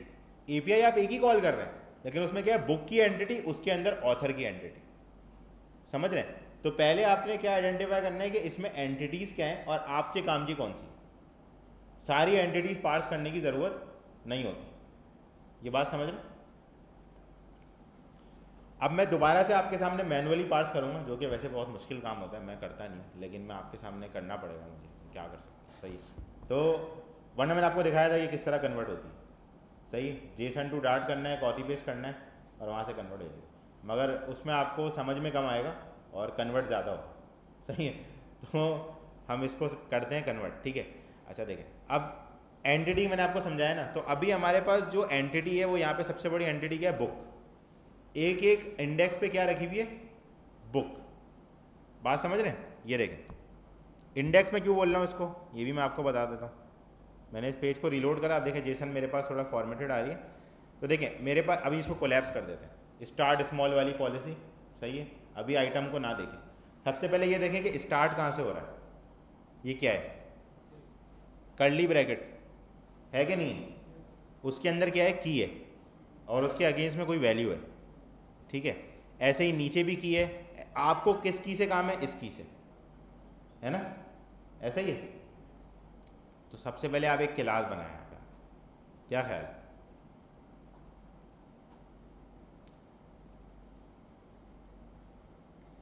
न्यू, अब मैं आपके सामने बना रहा हूँ डायरेक्टरी जिसमें हम मल्टीपल मॉडल क्लासेस रखेंगे। हर एंटिटी की एक मॉडल क्लास होती है, ये याद रख लें दिमाग, क्या है, हर एंटिटी की एक मॉडल क्लास। इससे आपका काम आसान हो जाएगा। अगर आप हर एंटिटी को एक ही मॉडल क्लास में फिट करेंगे तो आपका काम बहुत मुश्किल है, और वो क्यों होगा ये मैं आपको भी पार्स करते हुए समझाता हूँ, सही। तो अब पहले हम सबसे पहले एंटिटी बनाएंगे बुक रिस्पॉन्स। बुक की नहीं बना रहे अभी, क्योंकि बुक अंदर पड़ी हुई है, अभी हम बुक तक नहीं पहुँचे, अभी हम पहले बुक के रिस्पॉन्स को कन्वर्ट कर रहे हैं अपने मतलब के रिस्पॉन्स, बात समझ रहे। तो हमने क्या करा, बुक रिस्पॉन्स, अभी नहीं ना, ऊपर से स्टार्ट करना पड़ेगा ना, बात समझ रहे हैं। पहले ऊपर वाला रिस्पॉन्स पार्स होगा तो अंदर आएंगे ना, ऊपर वाला ही पार्स नहीं होगा तो अंदर कैसे आएंगे, बात समझ रहे हैं। डायरेक्ट अंदर जंप नहीं हो सकता, ये याद रखिएगा। कर सकते हैं लेकिन मैं आप लोगों को वो तरीका बिल्कुल नहीं सिखाऊंगा, क्योंकि वो तरीका इंतहाई अहमा खाना तरीका है और आप लोग उसके अंदर कंटिन्यूसली मुसीबत में ही फंसेंगे।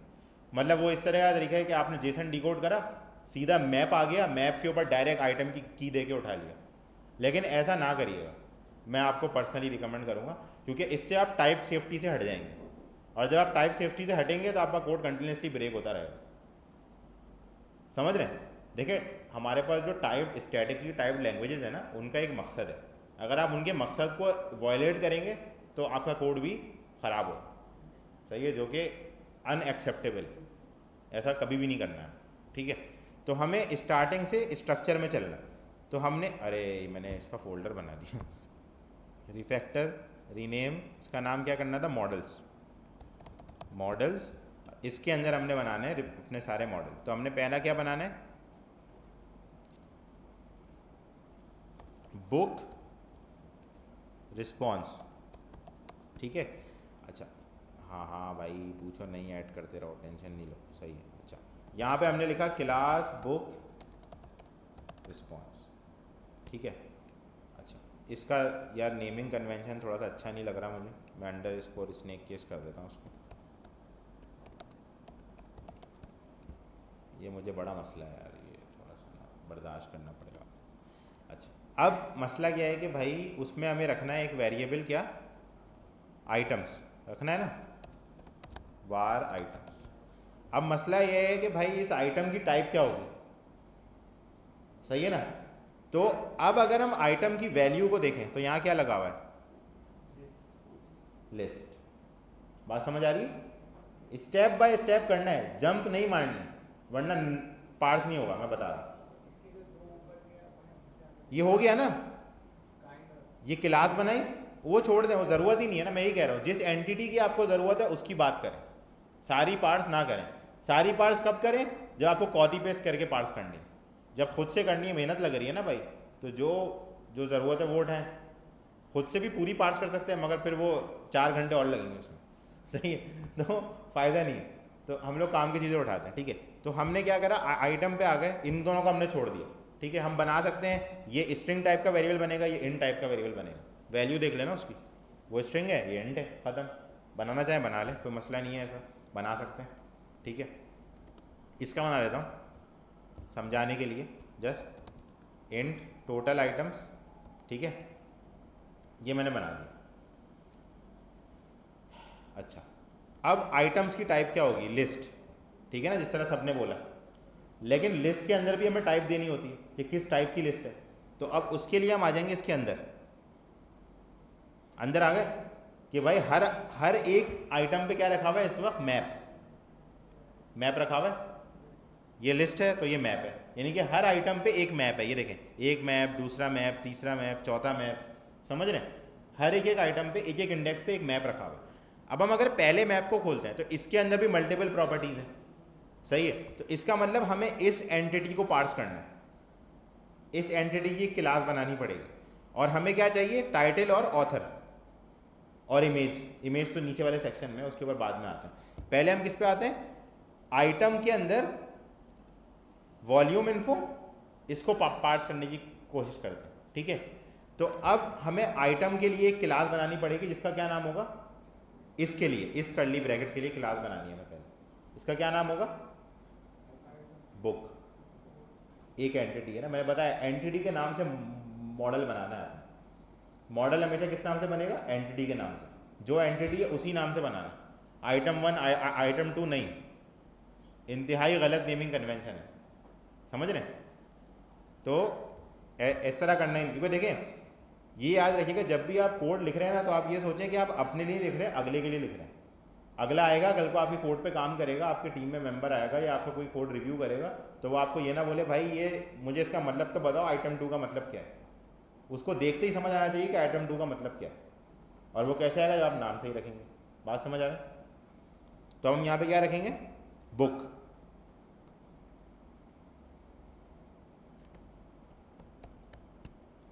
अच्छा, बुक क्यों बोल रहा हूँ मैं इसको, क्योंकि हम अभी क्या गेट कर रहे हैं, बुक्स गेट कर रहे हैं ना, एस पे गौर करना है यहाँ पर। बुक्स यानी कि मल्टीपल बुक्स गेट कर रहे हैं, आइटम में हर आइटम पे क्या आएगी, एक बुक। बात समझ रहे हैं। तो अब हमने बुक की क्लास बना ली, ठीक है। अब हम क्या बोल सकते हैं, आइटम की टाइप क्या है, लिस्ट, बिल्कुल सही बोला था आप लोगों ने, और उसकी टाइप क्या है, बुक। बात समझ आ रही। अब इमेज बन रही होगी दिमाग में, बन रही नहीं बन रही इमेज, बन रही माशाल्लाह। अब इसके अंदर हमें क्या पार्ट्स करना है, वॉल्यूम इन्फो, सही है। तो वॉल्यूम इन्फो क्या है, मैप। इसका मतलब हमें एक और क्लास चाहिए, चाहिए नहीं चाहिए, चाहिए ना भाई। हाँ,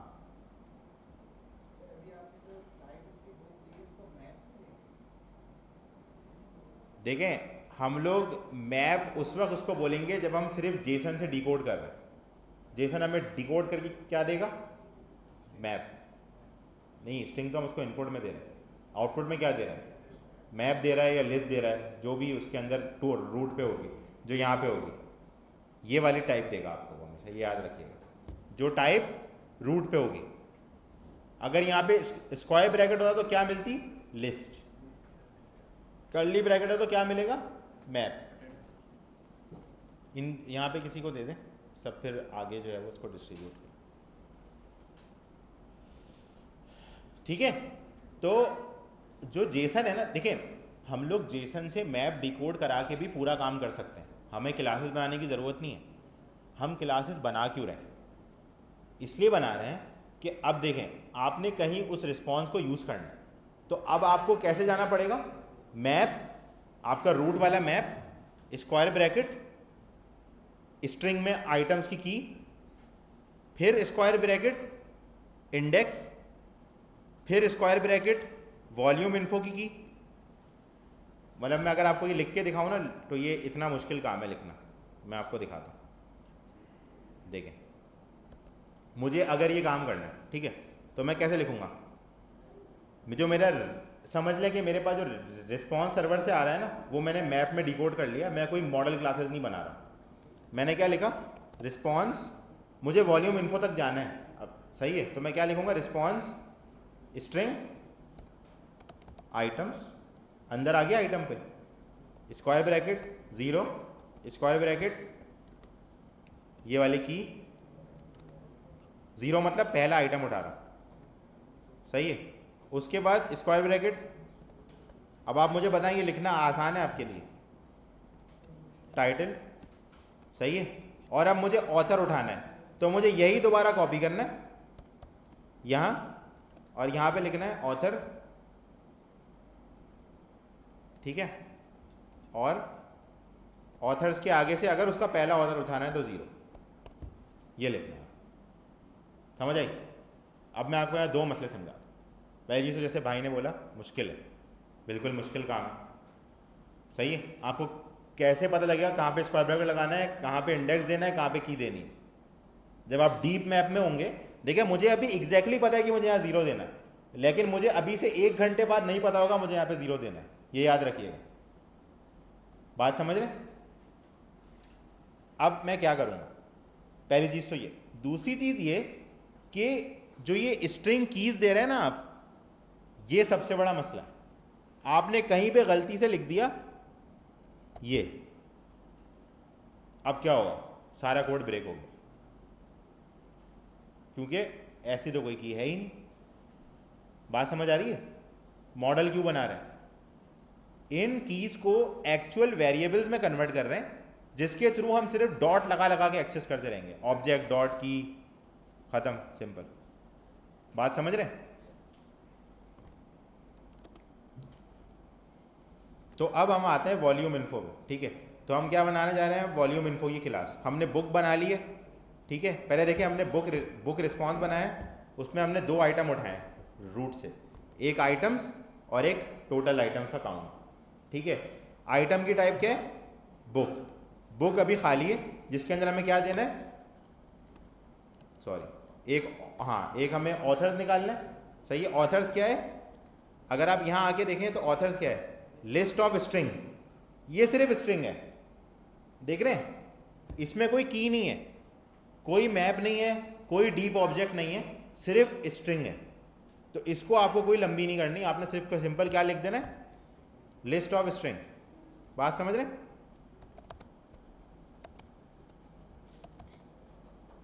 लिस्ट ऑफ स्ट्रिंग, ठीक है। उसके बाद क्या हो गया भाई,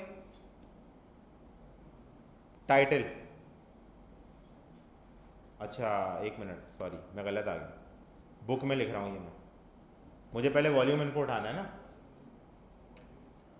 बताएं यार आप लोग मुझे, मैं समझाते समझाते वॉल्यूम इन्फो में घुस गया। अच्छा सही है, तो हमें क्या उठाना है, वॉल्यूम इन्फो, क्योंकि हम इस वक्त बुक के अंदर है, यहाँ पे हैं हम लोग, सही है। ये हमारी एक बुक है, ये हमारी मल्टीपल बुक्स की लिस्ट है, और ये हमारा रूट रिस्पॉन्स है, ठीक है। तो ये हमारा जो वॉल्यूम इन्फो है, ये कहाँ आएगा, बुक के अंदर, ये देखें ये इस लेवल पे है ना, समझ रहे हैं।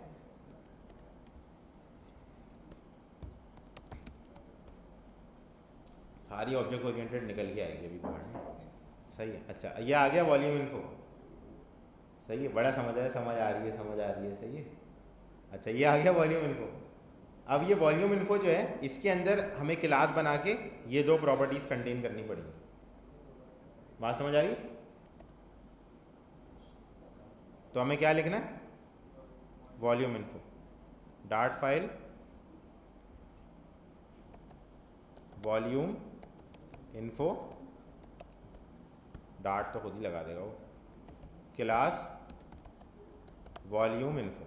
क्लास का नाम है इस तरह रखना है आपने, और फाइल का नाम स्नेक की। इसमें ये नेमिंग कन्वेंशन का पार्ट है, बस ना भी रखें तो कोई आपको रोकने वाला नहीं है।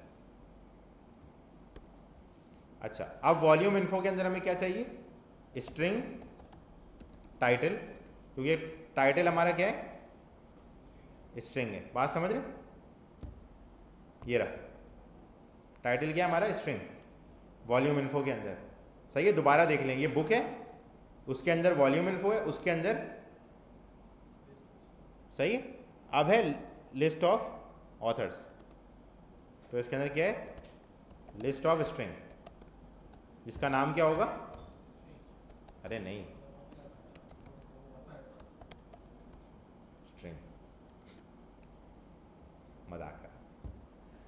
अच्छा बाकी पब्लिश डेट वगैरह ये भी हमें नहीं चाहिए, सही है। चाहिए होगी तो हम पार्स कर सकते हैं, आप समझ ही होंगे किस तरह का पार्सिंग कर रहे हैं हम लोग, सही है। अब हमें क्या चाहिए, इमेज चाहिए। अच्छा अब देखें, इमेज उठाने से पहले सारी चीज़ें ऊपर की कर लें कोलैप्स, ताकि आपको पता हो कि इमेज कहाँ रखी हुई है। ऐसे ना आप बुक के अंदर ढूंढ रहे हो, बुक में नहीं है, वॉल्यूम इन्फो में है। बात समझ आ रही है? तो अब यहाँ पे क्या क्लास बनेगी, क्या क्लास बनेगी, अब मुझे बताएं। चलो नहीं नहीं नहीं, यहाँ देख के बताएं क्या क्लास बनेगी। अब क्लास का नाम क्या, इमेज लिंक्स। बात समझ आई, जो एंटिटी है उसके हिसाब से क्लास नेम। जी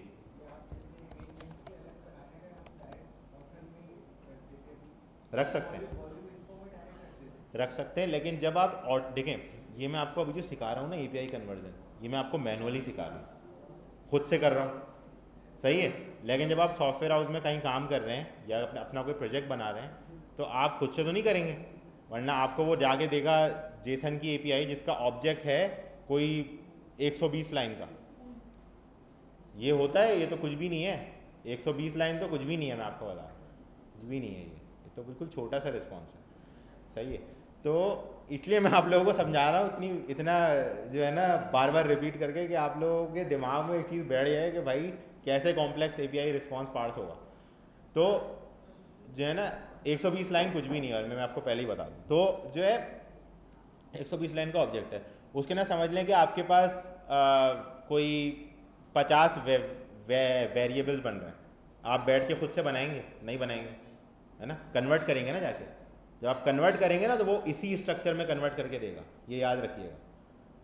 जो एंटिटी जहाँ है उसी हिसाब से क्लास बना के देगा वो आपके हिसाब से नहीं रखेगा कि इसको हम यहाँ रख दें, इसको हम यहाँ रख दें, ऐसे नहीं करिएगा।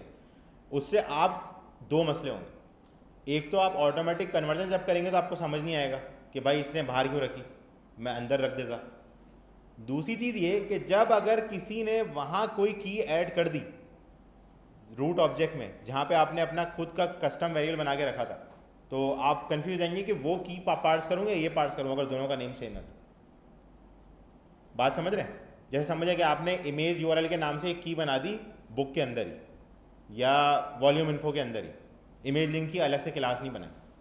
कल को उसने बोला यार वॉल्यूम की ना एक अलग से इमेज डाल रहा हूँ मैं, उसका भी नाम इमेज है, अब आप क्या करोगे?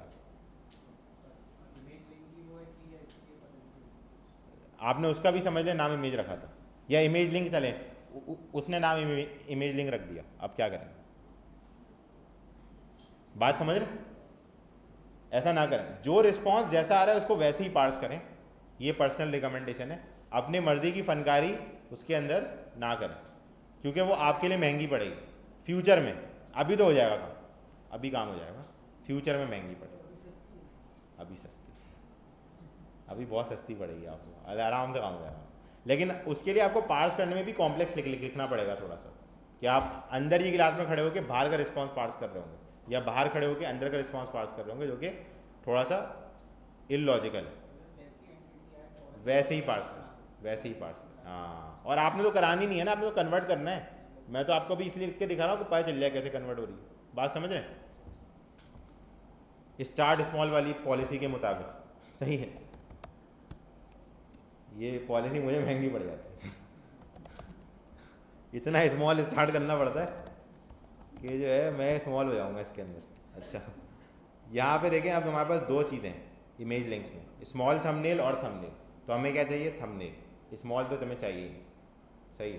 तो हम जो है यहाँ पे आते हैं और यहाँ पे क्या लिख देते हैं? स्ट्रिंग है हमारे पास, इमेज का यूआरएल है, सही है। ये देख लें, दोबारा वेरीफाई करा देता हूँ, ये देखें, ये भाई लगे हुए हैं, सही है, स्ट्रिंग है।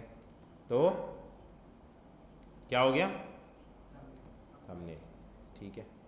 अच्छा, अब वॉल्यूम इन्फो में क्या आ जाएगा?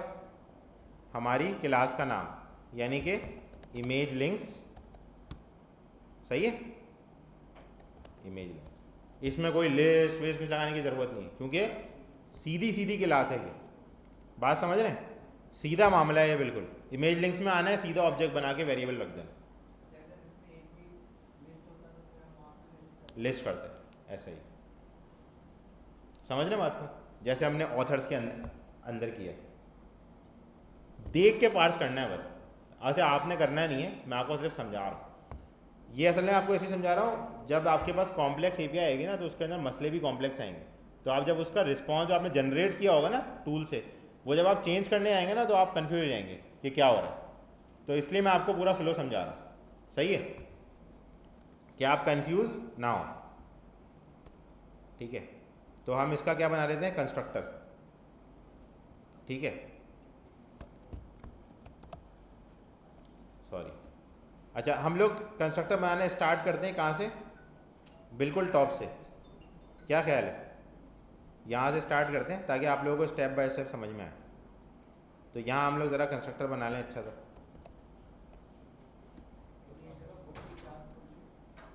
अभी खोल रहा हूँ, एक मिनट, कंस्ट्रक्टर बना लूँ।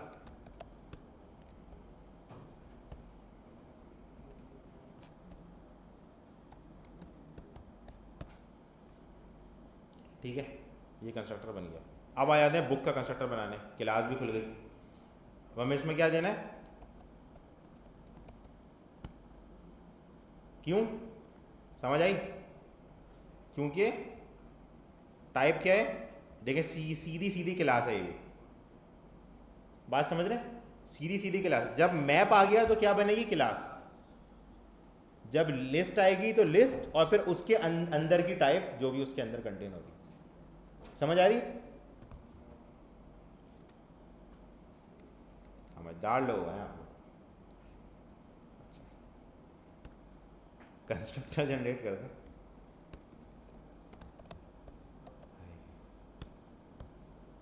ठीक है, अब इसके अंदर आ जाते हैं भाई। अब यहाँ कंस्ट्रक्टर बनेगा। मुझे इतना दिल कर रहा है कि मैं इसको जनरेट कर लूँ, कंट्रोल कर रहा हूँ मैं।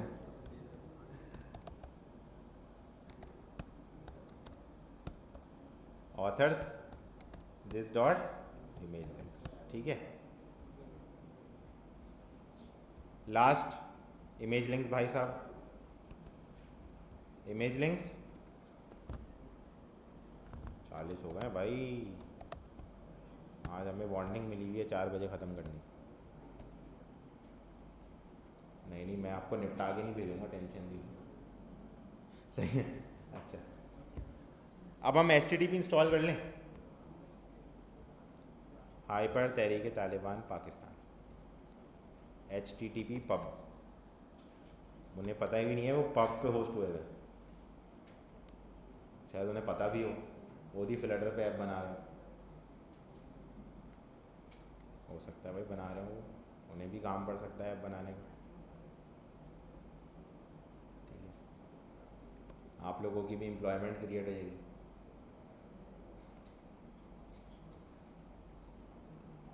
जॉब आ रही होगी आपके पास। World renowned organization looking for a flutter developer. Missile launch control का काफ़ी पूरा हो जाएगा ना। अच्छा, यहाँ पे हम आते हैं और यहाँ पे हम लोग लिखते हैं, याद है आपको क्या लिखते थे, याद आया? ठीक है। अच्छा, यहाँ पे हम लोग जो है बना लेते हैं एक मेथड, किसका, गेट बुक्स एसिंक, ठीक है। अंडरस्कोर मैंने बताया था जब हम लोग पढ़ रहे थे, एक्सेस मॉडिफायर फाइल प्राइवेट, ठीक है। क्योंकि जनरली हम जो क्लासेस बनाते हैं वो नई फाइलों में ही बनाते हैं, सही है, तो इसलिए फाइल प्राइवेट रख दें, कल को आप कट पेस्ट करेंगे तो प्राइवेट ही हो जाएगा खुद ही, विदाउट एफर्ट्स, ठीक है। अच्छा, अब हमें क्या रखना है यहाँ पे, बुक रिस्पॉन्स, क्योंकि डायरेक्ट रिस्पॉन्स है, लिस्ट नहीं है, ये याद रखिएगा। दोबारा से दिखा दूँ मैं आपको, रिस्पॉन्स जहाँ से स्टार्ट हो रहा है वहाँ पे कोई लिस्ट नहीं है, वहाँ क्या है, कर्ली ब्रैकेट, सीधा सीधा क्लास वाला मामला है, जो मैंने अभी आपको वॉल्यूम इन्फो पे भी दिखाया, सही है। जहाँ पे सीधा कर्ली ब्रैकेट है वहाँ सीधा क्लास है, जहाँ कर्ली ब्रैकेट वहाँ क्लास, जहाँ स्क्वायर ब्रैकेट वहाँ लिस्ट, उसके अंदर कर्ली ब्रैकेट तो वहाँ क्लास, सही। रूल बना लिया, ये अच्छा काम है।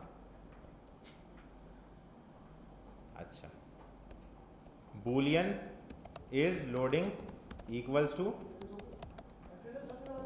ठीक है, इसको रख देते हैं नलेबल, ठीक है। Is loading equals to false, यहाँ पे करते हैं ट्राई कैच, ठीक है। डीबग प्रिंट की जाए, अभी सिर्फ प्रिंट लगाते हैं, डीबग प्रिंट की भी लंबाई हो जाएगी। और हम लोग यहाँ पे लिखते हैं फाइनली में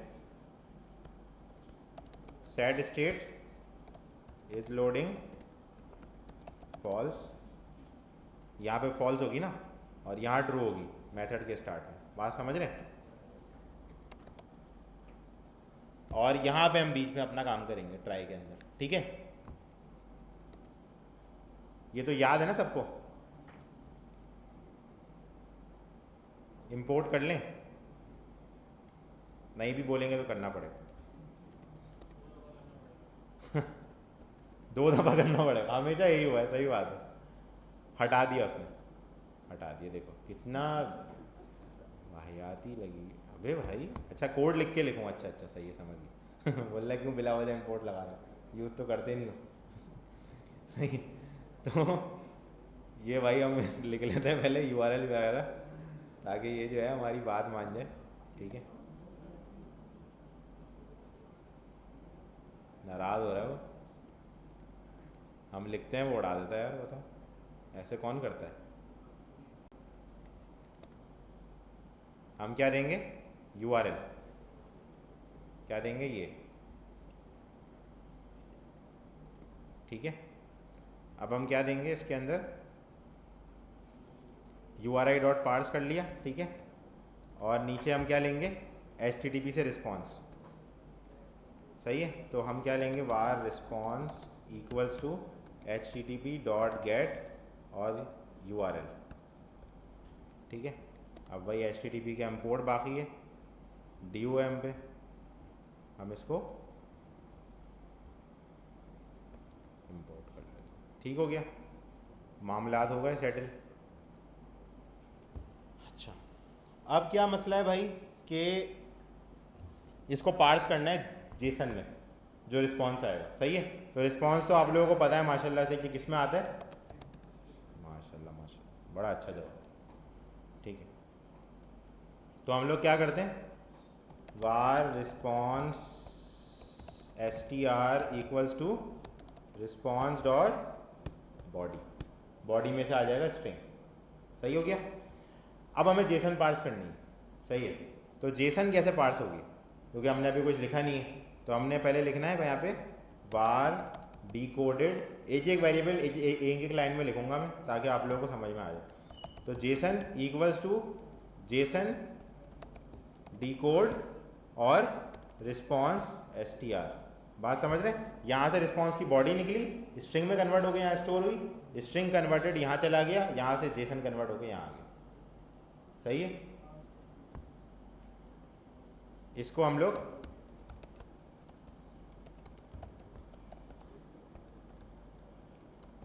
डायनेमिक कर लें, क्योंकि वहाँ से डायनेमिक आ रहा होगा हमारे पास, क्योंकि उसको नहीं पता ना वहाँ पे लिस्ट है, मैप है, क्या है, उसने बस डिकोड कर दिया और हमें क्या दे रहा है? डायनेमिक। ये देखें, दिखाया यार, जल्दी से दिखाओ, क्या हो?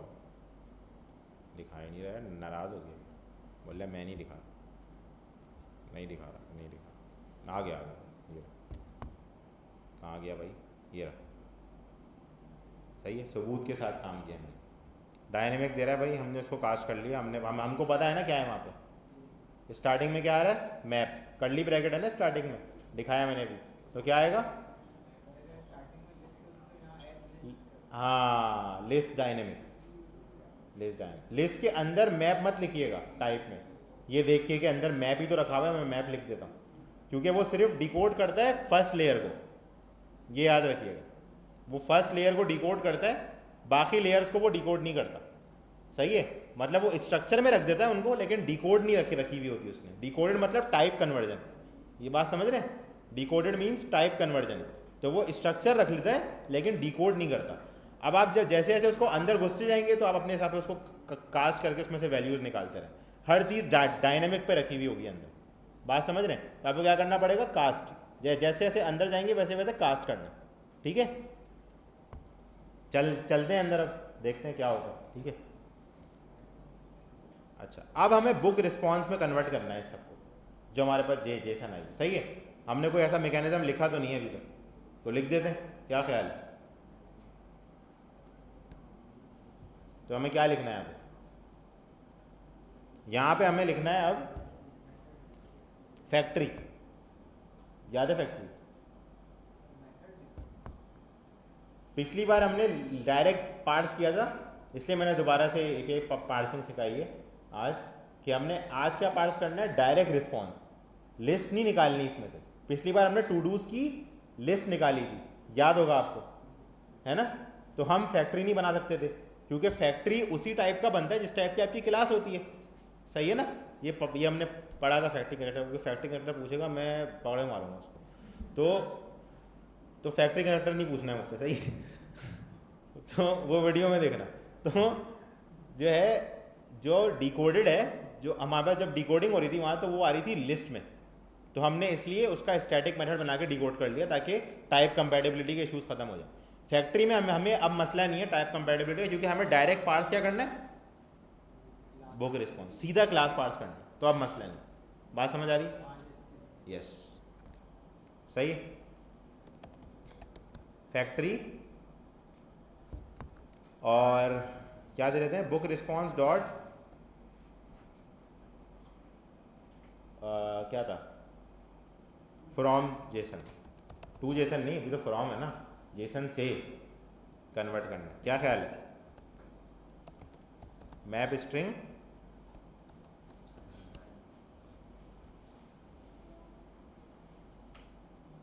जेसन डेटा, समझ आ रही? फोर्स क्लोज, हाँ सही है, सही है, सब खैर है। अब जो हो गया वो तो हो गया। अच्छा, हम लोग क्या करते हैं? नलेबल टाइप कर देते हैं फिलहाल। जी जी,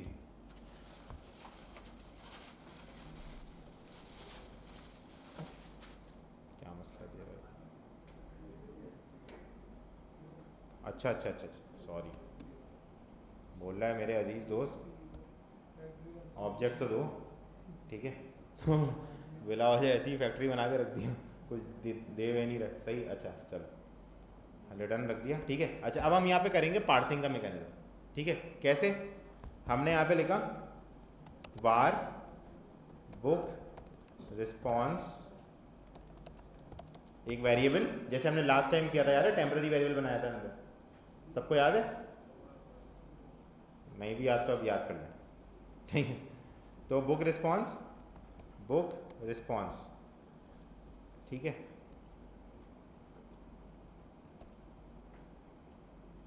अच्छा, अब हमें यहाँ क्या देना है? टोटल आइटम्स और आइटम्स, ठीक है। तो अभी हम लोग इसको एक काम करते हैं, ऑप्शनल कर देते हैं ताकि ये मांगना हमसे बंद करे, बिला वजह मांगता रहता है। अच्छा, अब हम लोग यहाँ पे इसको बोलते हैं book response dot total items equals to JSON data. बात समझ आई? की देख लें यहाँ पे सेम है कि नहीं है। रूट पार्स कर रहे हैं अभी हम लोग, ये याद रखिएगा। क्या पार्स कर रहे हैं? रूट। यहाँ पे खड़े हैं हम इसको, सही है। यहाँ की जेसन आई है तो हम ये पार्स कर रहे हैं। ये हमारी की का नेम है इस वक्त जो मैप के अंदर आ रहा है, सही है। तो हमने ये लिख के इसका डेटा इसमें असाइन कर दिया। बात समझ आ रही? ऐसे ही आइटम्स। अब ये कैसे पार्स होगा? इसमें ऐसे असाइनमेंट नहीं हो सकती क्योंकि ये लिस्ट है, समझ आई? तो हमें क्या करना पड़ेगा? लिस्ट एम्प्टी बना दी, ठीक है। अब हम बोलेंगे for var book JSON in JSON data items, सही है। और हमें इसको बताना पड़ेगा क्या? As list. बात समझ आई? समझ आ रही है? नहीं आई समझ में? आइटम्स क्या है तो क्या बनेगा? List dynamic. मैंने बताया अंदर की टाइप पार्स नहीं करता वो, सही है।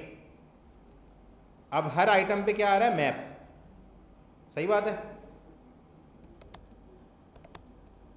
Book map equals to as map, समझ आई? एक आइटम को उठा के हम क्या कर रहे हैं? मैप में कन्वर्ट, सही है। अब ऐसे ही आप बुक में जाएंगे और यहां क्या लिखेंगे? Factory book dot from Jason, ठीक है। वॉल्यूम इन्फो को क्वेश्चन मार्क कर देते हैं, इसको ऑप्शनल कर देते हैं, और बुक डॉट फ्रॉम जेसन, ठीक है। और इसके अंदर हम लोग क्या लिख देते हैं? Map string time. समझ आ रही? रिटर्न बुक, ठीक है। तो हम लोग क्या कर रहे हैं? यहाँ पे एक टेम्पररी वेरिएबल बना रहे हैं, var book parsed equals to book, ठीक है। और हमने क्या करा? Book parsed dot volume info equals to.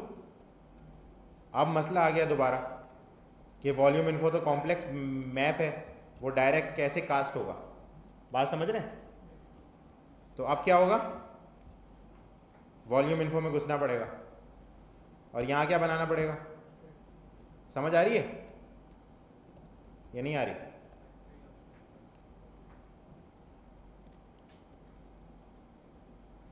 तो ऐसे ही हम बनाएंगे factory volume info dot from Jason map string dynamic, ठीक है, जेसन। और यहाँ पे हम क्या देंगे? रिटर्न वही कर देते हैं, सिंपल वॉल्यूम इन्फो फिलहाल के लिए। अच्छा, ये हमने रिमूव करना है एंड में, सही, याद रखिएगा। ऐसा ना आप लोग सोच रहे हो मैं एम्प्टी ऑब्जेक्ट क्यों भेज रहा हूँ यहाँ से। ये रिमूव करना है, मैंने फिलहाल इसको चुप कराने के लिए लगाया मैंने। Volume info parsed equals to volume info, empty object बना दिया, ठीक है। अब volume info parse dot title equals to, जो जेसन में आ रहा होगा वॉल्यूम इन्फो में, क्या, सही है। जिस क्लास में है उस क्लास की जेसन के यहाँ पे सोचना है आपने, ये नहीं सोचना ऊपर से क्या आ रहा है, सही है। वो ऑटोमेटिकली कन्वर्ट हो जाएगा। और वो कैसे होगा ये आपको फ्लो अभी एंड में समझ आ जाएगा, सही है। अब आ गया ऑथर्स। ऑथर्स क्या है? लिस्ट। लिस्ट डायरेक्ट कन्वर्ट नहीं हो सकती तो एम्प्टी बनेगी। फिर क्या बनेगा? फॉर वार ऑथर है, फॉर ईच नहीं लगाइएगा क्योंकि वो फंक्शन होता है, फंक्शन बाद में एग्जीक्यूट होगा, पहले लीनियर कोड एग्जीक्यूट होगा, ये याद रखिएगा। ये मैंने इवेंट लूप वाली कहानी में समझाई थी बात, याद है? ऊपर दिए गई लिंक में देखो। असल में पता है क्या होगा, अभी जो है अगर मैं वो वाली कहानी दोबारा समझाऊंगा तो फिर मुझे एक और घंटा चाहिए कि इवेंट लूप क्यों फंक्शन बाद में चलाए। तो इसलिए मैं कह रहा हूँ कि उसको रेफरेंस पे रखें। और वॉल्यूम इन्फो पार्ट्स, ये जो ऑथर्स है हमारा, इसमें क्या करेंगे, डॉट ऐड ऑथर str। बात समझ रहे हैं? क्वेश्चन मार्क लगाना पड़ेगा क्योंकि हमने उसको नल बनाया हुआ है, इसलिए। बात समझ आई? तो ऑथर पार्ट्स होगा। अच्छा, अब इमेज लिंक पार्ट्स करना है तो हमें क्या चाहिए, volume info dot image links equals to, अब दोबारा मसला वही है कि ये कॉम्प्लेक्स टाइप है, डायरेक्ट पार्ट्स नहीं हो सकती। ऐसे ही है, ऐसे ही है ना? अब इमेज वाले का काम करना है, कर लें जल्दी से। यार ये टाइम लिमिट दी जाती है ना, मुझे लिमिट बड़ी गंदी हो सकती है।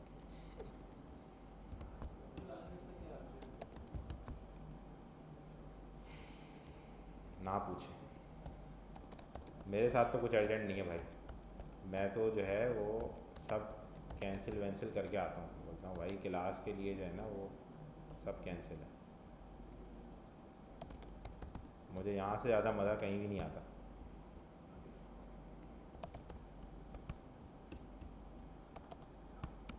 अच्छा सही है, image links empty constructor template के लिए, then var image links equals to, इतना तेज़ मैं कभी नहीं लिखता है, ऑटोमेटिक पावर्स आ रही है, सही है, डॉट थंबनेल इक्वल्स टू क्या आएगा, बिल्कुल, ये जो आपने बात करके खुश कर दिया यार, मज़ा आ गया। सही है, अब यहाँ से देखिए हम वापस आएंगे अपने इंसानियत वाले कंस्ट्रक्टर जनरेट करने पे। सही है, ये हमने यहाँ से पीछे फेंका, ठीक है, वॉल्यूम इन्फो यहाँ से पीछे फेंका, वॉल्यूम इन्फो पार्ट्स के हिसाब से। सही है, बात समझ आ रही है? अब यहाँ पे क्या करेंगे, image links dot from Jason, बात समझ आई? इसमें क्या देंगे, ये जेसन का मैप उठ के अंदर जाएगा, वहां पार्ट्स होगा, वहां से ऑब्जेक्ट बन के यहाँ के इमेज लिंक में असाइन हो जाएगा। देखें, जेसन पार्ट्स होते हुए आ रही है ऊपर से, ऊपर की जेसन पहले आके गिरेगी कहाँ, बुक रिस्पॉन्स पे, यहाँ गिरेगी सबसे पहले। अरे यार अभी तो समझ लो, ये मैं कैसे समझाऊंगा, चलो मैं समझाता हूँ। ये कुर्बानी भी मैं दे देता हूँ, सेट स्टेट बुक रिस्पॉन्स, ये जो है हमारे पास ऊपर से आ रहा है बुक रिस्पॉन्स, ठीक है, equals to decoded JSON book response dot from JSON, और इसके अंदर डिकोडेड जेसन। बात समझ रहे हैं? ये हो गया। अच्छा, अब ये जो हम इसको असाइन कर रहे हैं ना, क्या होगा, अच्छा दो वेरिएबल सेम हो गए, सॉरी, मुझे यहाँ पे दिस लिखना पड़ेगा। याद होगा आप लोगों को ये वाली कहानी, याद है? नहीं है, ये भी भूल गए, दिस क्यों लिखना पड़ता है? ये देखें ना, ये वेरिएबल और ये वेरिएबल सेम हो गया, लोकल और ग्लोबल सेम हो गए, फील्ड वैल्यू, समझ रहे हैं? तो ये जेसन डिकोड हो गए, रिस्पॉन्स में सेव हो गई। सही है, कैसे? अंदर डिकोडिंग कॉल हुई और उसने एक एक आइटम को पार्स करके डिकोड करके यहाँ से भेज दिया। अब ये जो बुक रिस्पॉन्स है ना, ये डायरेक्टली मैं यहाँ से करा दूंगा रिटर्न। बात समझ रहे हैं? जेसन अंदर आई, यहाँ पार्सिंग कंट्रोल हुई और फिर यहाँ से ऑब्जेक्ट बन के वापस पीछे ट्रांसफर हो गए। अब इसके अंदर जितने भी ऑब्जेक्ट बन रहे होंगे वो ऑटोमेटिकली क्या क्या कॉल करेंगे, फ्रॉम जेसन, अंदर का फ्रॉम जेसन, फिर अंदर का फ्रॉम जेसन, फिर अंदर का फ्रॉम जेसन। बात समझ रहे हैं? हाँ बस मैं अच्छा, अब यहाँ पे बुक आइटम्स डॉट ऐड, ठीक है, बुक डॉट फ्रॉम जेसन, और इसमें क्या दे देंगे? बात समझ आ रही? और ये बुक रिस्पॉन्स यहाँ से बाहर चला गया, दोनों आइटम पार्ट्स हो गए हमारे। सही है। बुक रिस्पॉन्स के अंदर जाते हैं, यहाँ पे क्या मसला हो रहा है, सही है, यो सॉरी, बुक के अंदर जाते हैं, यहाँ क्या हो रहा है, बुक की वॉल्यूम इन्फो पार्स हो रही है और बुक पार्स यहाँ से रिटर्न हो, सही है। और यहाँ क्या करेंगे, वॉल्यूम इन्फो डॉट, बात समझ आ रही है। फिर यहाँ आ गए, यहाँ पे क्या हो रहा है देखें, वॉल्यूम इन्फो कंस्ट्रक्ट हुआ, टाइटल सिंपल प्रॉपर्टी थी, पार्स हो गई, ऑथर सिंपल थे स्ट्रिंग में, पार्स हो गए, सही है। एज स्ट्रिंग पास भी कर लें इसको, और ये आपके पास वॉल्यूम इन्फो पार्स रिटर्न हो, सही है। बस मैं आपको कॉल करा के दिखा देता हूँ यहाँ पे, और ये हम लोग सिंपली बस इस तरह कॉल कर सकते हैं कि response dot total items, sorry dot items dot length, क्या ख्याल, वरना ज़ीरो, सही है। और इंडेक्स में यहाँ पे हम लोग कॉल करा लेंगे response dot items question mark index, सही है। अगर नहीं हुआ तो डिफ़ॉल्ट वैल्यू, क्या मसला है इसको, ओ एक मिनट, सही है, बुक आ गई। अब बुक में से टाइटल भी तो निकालना होगा, वॉल्यूम इन्फो डॉट टाइटल,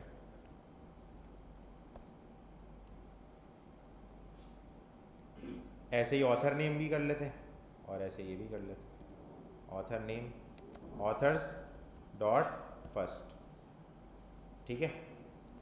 और ऐसे ही इमेज, सिंपल है ये भी, ये हमने उठाया, यहाँ पार्स किया, dot image links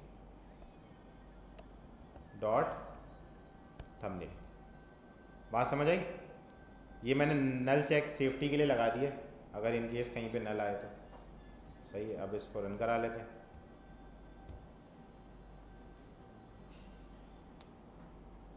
loading animation नहीं लगाया फ़िलहाल सिर्फ पार्सिंग करिए, बाकी फिर हम लोग कल कंटिन्यू कर लेंगे, सही है। वही, अब ये क्या हो गया, ये क्या मसला है भाई, इसके फोल्ड में, अबे भाई इतना तो पार्स होगा यार अंकल, अच्छा उसने इंटेलिजेंस में नहीं दिखाया मुझे, वरना मैं पकड़ लेता ये चीज़। और एक और भी मसला आ रहा है कोई यहाँ पे, लिस्ट व्यू बिल्डर, ओ एक ब्रैकेट में से, सही है। अच्छा कल की टाइमिंग जो है वो हमारी है, मैंने जैसे बताया था स्टार्ट में, दोबारा बता देता हूँ, 10 से लेके हमारी 12 बजे तक क्लास होगी, ठीक है, सुबह 10 बजे, रात 10 नहीं, सही है। और 12 से लेके 1 बजे तक हम सवाल जवाब और लैब कंटेन करेंगे, बात समझ आ गई, सही है, डन है। एक मिनट बस ये दिखा दो, बस चले, वो तो दिख जाएगी, ऐसे दिख जाएगी, सही है, इतना मसला नहीं होगा, दिख रही है ना सबको,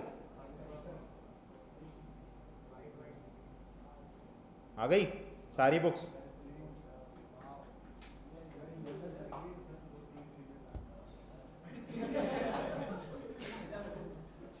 सही है। इस कोड को रिव्यू करिएगा बराए मेहरबानी जाके, ताकि कल आने से पहले आपको पता हो कि मैंने क्या लिखा था। पहली बार में ये कोड नहीं समझ में आएगा, मैंने भी फ्लो में लिखा है और मैं बहुत लिखता हूँ तो इसलिए मुझे अंदाज़ा होता, बात समझ रहे हैं। प्लीज़ इसको रिव्यू कीजिएगा, और कल फिर आएंगे क्लास में, और फिर कल इंशाल्लाह रोज़े की हालत में इस चीज़ को कंटिन्यू करते हैं। हाँ मैं इसको पुश कर रहा हूँ, फ़ौरन पुश करो, फ़ौरन।